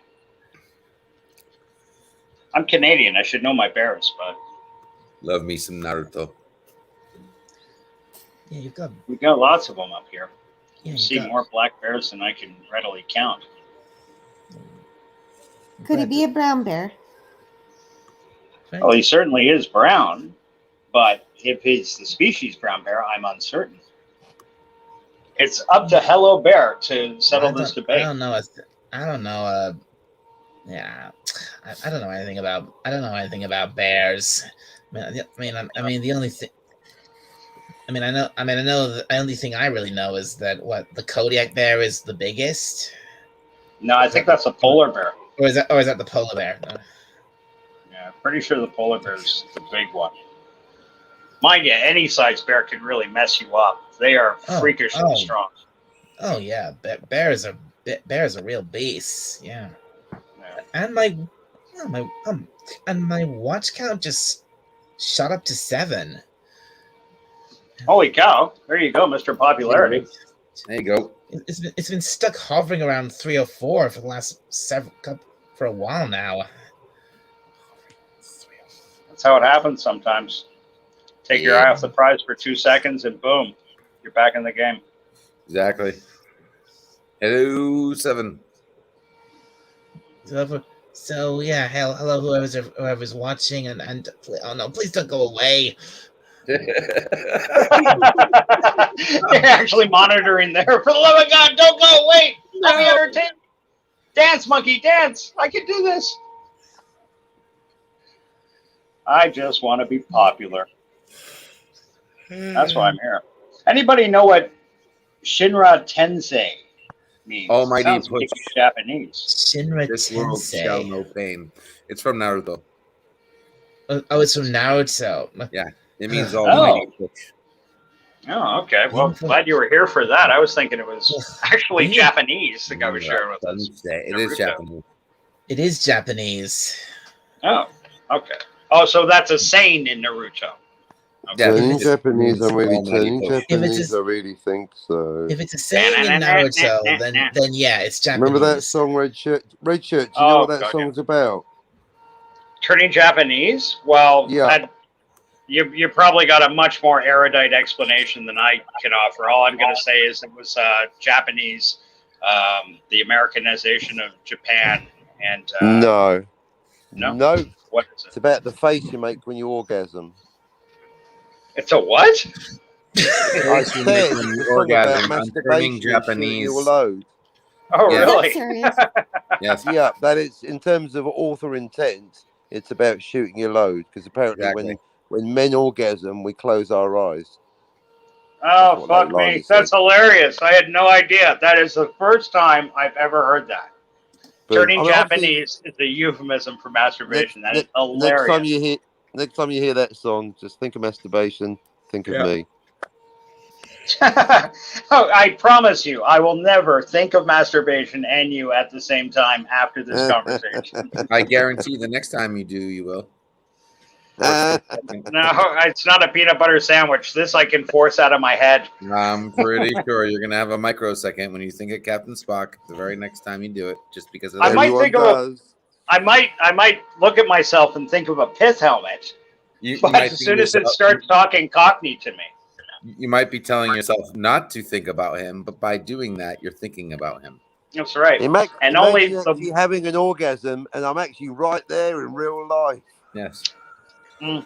Yes. Or if you ever happen to do it while you're watching Jumanji. Jumanji or Chitty Chitty Bang Bang. Yeah. It works for both. Oh, That's man. what she said. Oh man, Chitty Chitty Bang Bang. That's a classic film. Oh, that's a wonderful film. What was that? Not Julie Andrews. Some other English chick that was No, it singer wasn't. at the time. No, it definitely wasn't Julie Andrews. No. It was Dick Van Dyke, but not Oh, Julie Dick Van Andrews. Dyke. Yeah. Benny Hill. Benny Hill was the toy maker in that. Remember? Wait, what? Benny Hill was the That was toy Benny maker. Hill? That was I had Benny no Hill. idea. Mm-hmm. Yeah. That's hilarious. Hi, Chitty Low Chitty. Everywhere we go, Chitty, Chitty, Chitty, Bang, Bang, we love you. Hey. This flying car. That was too much. I Yeah. enjoyed that movie as a kid. And what a whip. What a You said fucking whip. That gorgeous car. Pretty sure you used to have we used to have the video of that. We watched that film. I've seen that film a lot of times. Right. And you know who I'm talking about was the granddad who went up in the pre-up House of Balloons sort of Oh thing. yeah. The Oh yeah. The old Major General Grandpa granddad. Potts.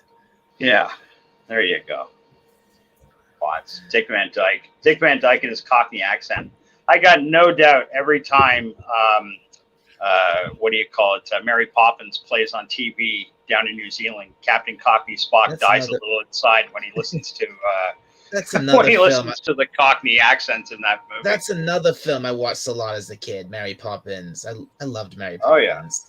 Oh yeah, Yeah. that's another example of how they brought Well- animation to life with live action. Right. That Yeah, we talked That's about a was great great. example. Yeah. Beautiful Which film. I That haven't- was straight up Disney. Oh, absolutely. That was Disney funny, at its too. best. Disney Have at you its ever seen, finest, Mary Have you ever Poppins. seen the older musical called My Fair Lady with Audrey Hepburn and Rex Harrison? Oh, good lord! That itself, if you've never seen it, it's a wonderfully I was forced to watch that in school. really. The I was surprised rain you in weren't forced to watch Spain Pygmalion stays mainly on the plane. on the plane. Exactly, Cockney knows. You remember that? Did you ever see Pygmalion? Because Cockney's probably the one guy here with the movie experience to answer this. Do you remember the I old? fucking lived it. You lived it. I bet you did too. Pygmalion was like My Fair Lady without music. It was done 20 years before, with different cast of actors. Very good movie though. When I met her, she was merely a French maid. Now she's an international supermodel that you probably heard of. Oh. My Fair Well, Lady with Audrey I've got Hepburn. some things I need to do before tomorrow, so I'm Pooh going and to talk to wee. you guys later. Nappies and more nappies. It was a Yes, pleasure. I got to prepare the nappies. Oh, lucky you. Remember, Yeah. Jill, sitting on the edge of forever. Remember, Jill. I'm waiting. Uh-oh. Yes, It's a City on the Edge challenge. of Forever, 12 Monkeys, Back to the Future. We're going to get that done. All the time travel. I We're so going to do envy. it, Jill. We're going to solve it once and for all. Absolutely. This is very important to me because I love sci-fi and I don't like hearing that City on Edge of Forever is bollocks or bullshit. So we're going to solve this in such a way that We're going to fix it. you're You're gonna going fix to it. recognize the problem, Jill, but you're also going to Yeah, come well, with me and find the It comes solution. back to the thing. What I was trying to say before. Yes, I've now seen City on the Edge of Oh, Forever. you were and trying to say something. All right. Well, and frankly, yeah, it's a good episode, but it's not the best episode. In my opinion, it's not the best episode of Star Trek I've ever Oh seen. no. No. My It's favorite not. episode is Devil in the Dark, but I will leave y'all in the dark about any further Nicely opinions I have. good segue. Talk to y'all later. Later. Take care, Later. Jill. Okay, Bye-bye. okay. Bye, Jill. Take it easy. Feel free to come back anytime. And then there were 4. Then there were 4. That's pleasant. She's a lovely girl. I've never been on a stream with her before. I only got on first got on a stream with Jill like either a few days ago or last week, and I was delighted to be able to speak to her properly for the first time. Right. Well, that's pretty cool. So, what do you guys got any plans for your weekend? Well, I've got In particular.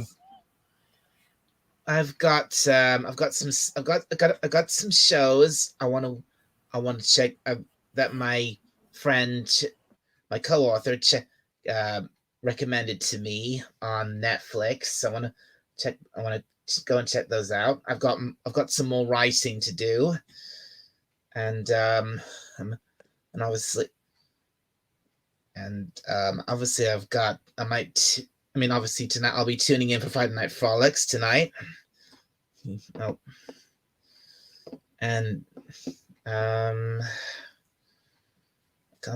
I can't really think of anything else. Well, so what? Okay, what have you all got planned for the weekend? Captain, what have you got? I'll be broadcasting on YouTube so I can finally talk about what I've been trying to say for the last 10 months. The Okay. message is going to be heard.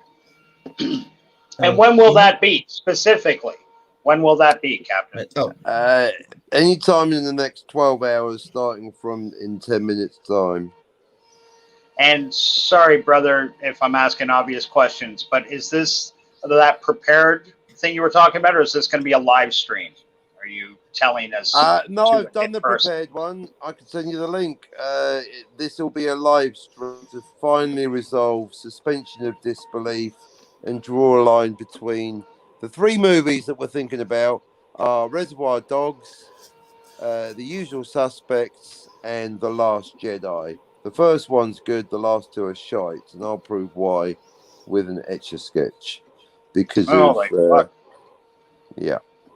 Quite possibly the only place on the internet where you're going to find someone who will draw a cohesive line of, may I say, bullshit between The Usual Suspects, The Last Jedi, and, oh shit, what was the third film, buddy? Reservoir Dogs. Reservoir Dogs.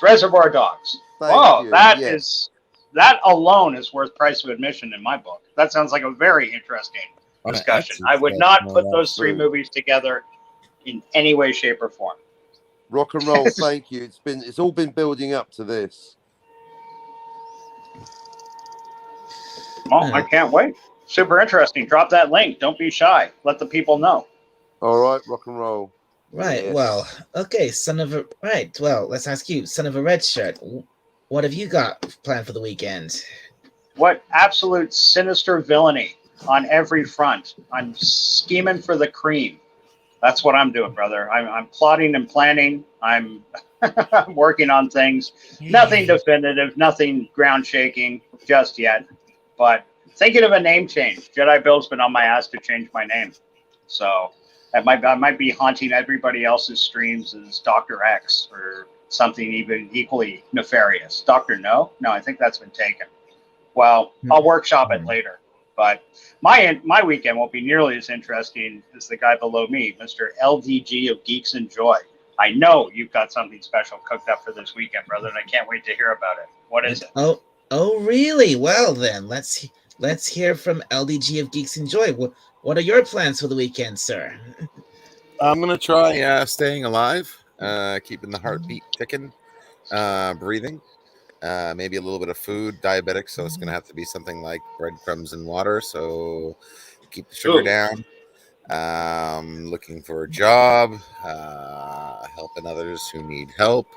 As far as YouTube is concerned, let's see here. I know I'm going to be doing a stream on Saturday night, late night nerdgasm, adult nerd chat. Don't know what the topic is yet.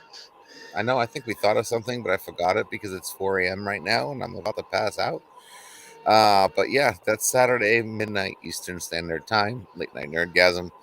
As far as any other shows, I was on the Real Review 3000 today, where I won the Grand Championships by 1 single point. So if you want to see an interesting battle, go over to the Real Review 3000 and watch the latest Rumble episode that happened today or yesterday, depending on where you live. And that was quite fun. Me against 3 other people. Contest of the wits. And it was quite entertaining. Besides that, yeah, just Saturday, late night nerdgasm. And if I do a random stream, or you'll find me over other people like Cockney's channel here, a number of others. So, but yeah, thank you very much for having me. Awesome show. Appreciate it. If you have any computer issues, hit me up. You're very well. Well, you're very welcome. Glad to have you on. Super cool. Always something happening over there. Right. Well, right. I think we're almost up to 3 hours, and I think once I hit 3 hours, I think I'll call it a day for this stream. I'm gonna. Cool. It's 8 o'clock in the morning here. So I think I'm gonna wrap this up in a couple of minutes, and then I'm gonna go and have some breakfast. So, and of course, the captain has to go off and do his stream, so they'll let him go and do that. I'm not going. Relax. I'm not going on just yet. Just later. I'll see how I feel. I'd rather guest on someone else's and see if Jedi Bill's up to anything. I don't think he is though. Is anyone broadcasting? They're not, are I they? think Billy's at his parents' place, so he's going a little below the radar for the next couple of days, only on when he can be, sort of thing. Hmm. Well, But, if there's nothing else on, I might have to stream out of necessity, but I'd rather find somewhere to guest. You can always go to Funhouse Shenanigans. Raquel SSG is streaming. Can't believe she's up this late. Good for her. Right. So just Okay, one. mate. Okay, just Sir. one. All right, 1 minute to 3 hours. So once I hit 3 hours, I'm gonna call it a day here. Thanks for having us on, Dalek. You're Yeah, very it's been welcome. a ton of fun. Really unexpected. I hope you do this again soon. Oh, sure. Oh, I hope so too. If I find the time. Yeah, of course. Yeah, because of course the main problem is because I live in the UK and the time zone differences. It's it's competing with all the other channels, because I definitely can't, because everyone's gonna, like, especially the big ones, everyone's gone off to watch them. So who's gonna come and watch my humble little channel? Well, you know what? There's always stragglers out there. There's always people that are feeling they're not being heard or listened to. So, you might be able to tap into that. Yeah, I was on the sub phone maybe. with that. Holy crap! All right, she is streaming. Right, that's right then. Thank you all for coming on, and if you want to plug your channels, please feel free. I think I already did. We're good. Okay. All right. Yeah. So, well then, this has been.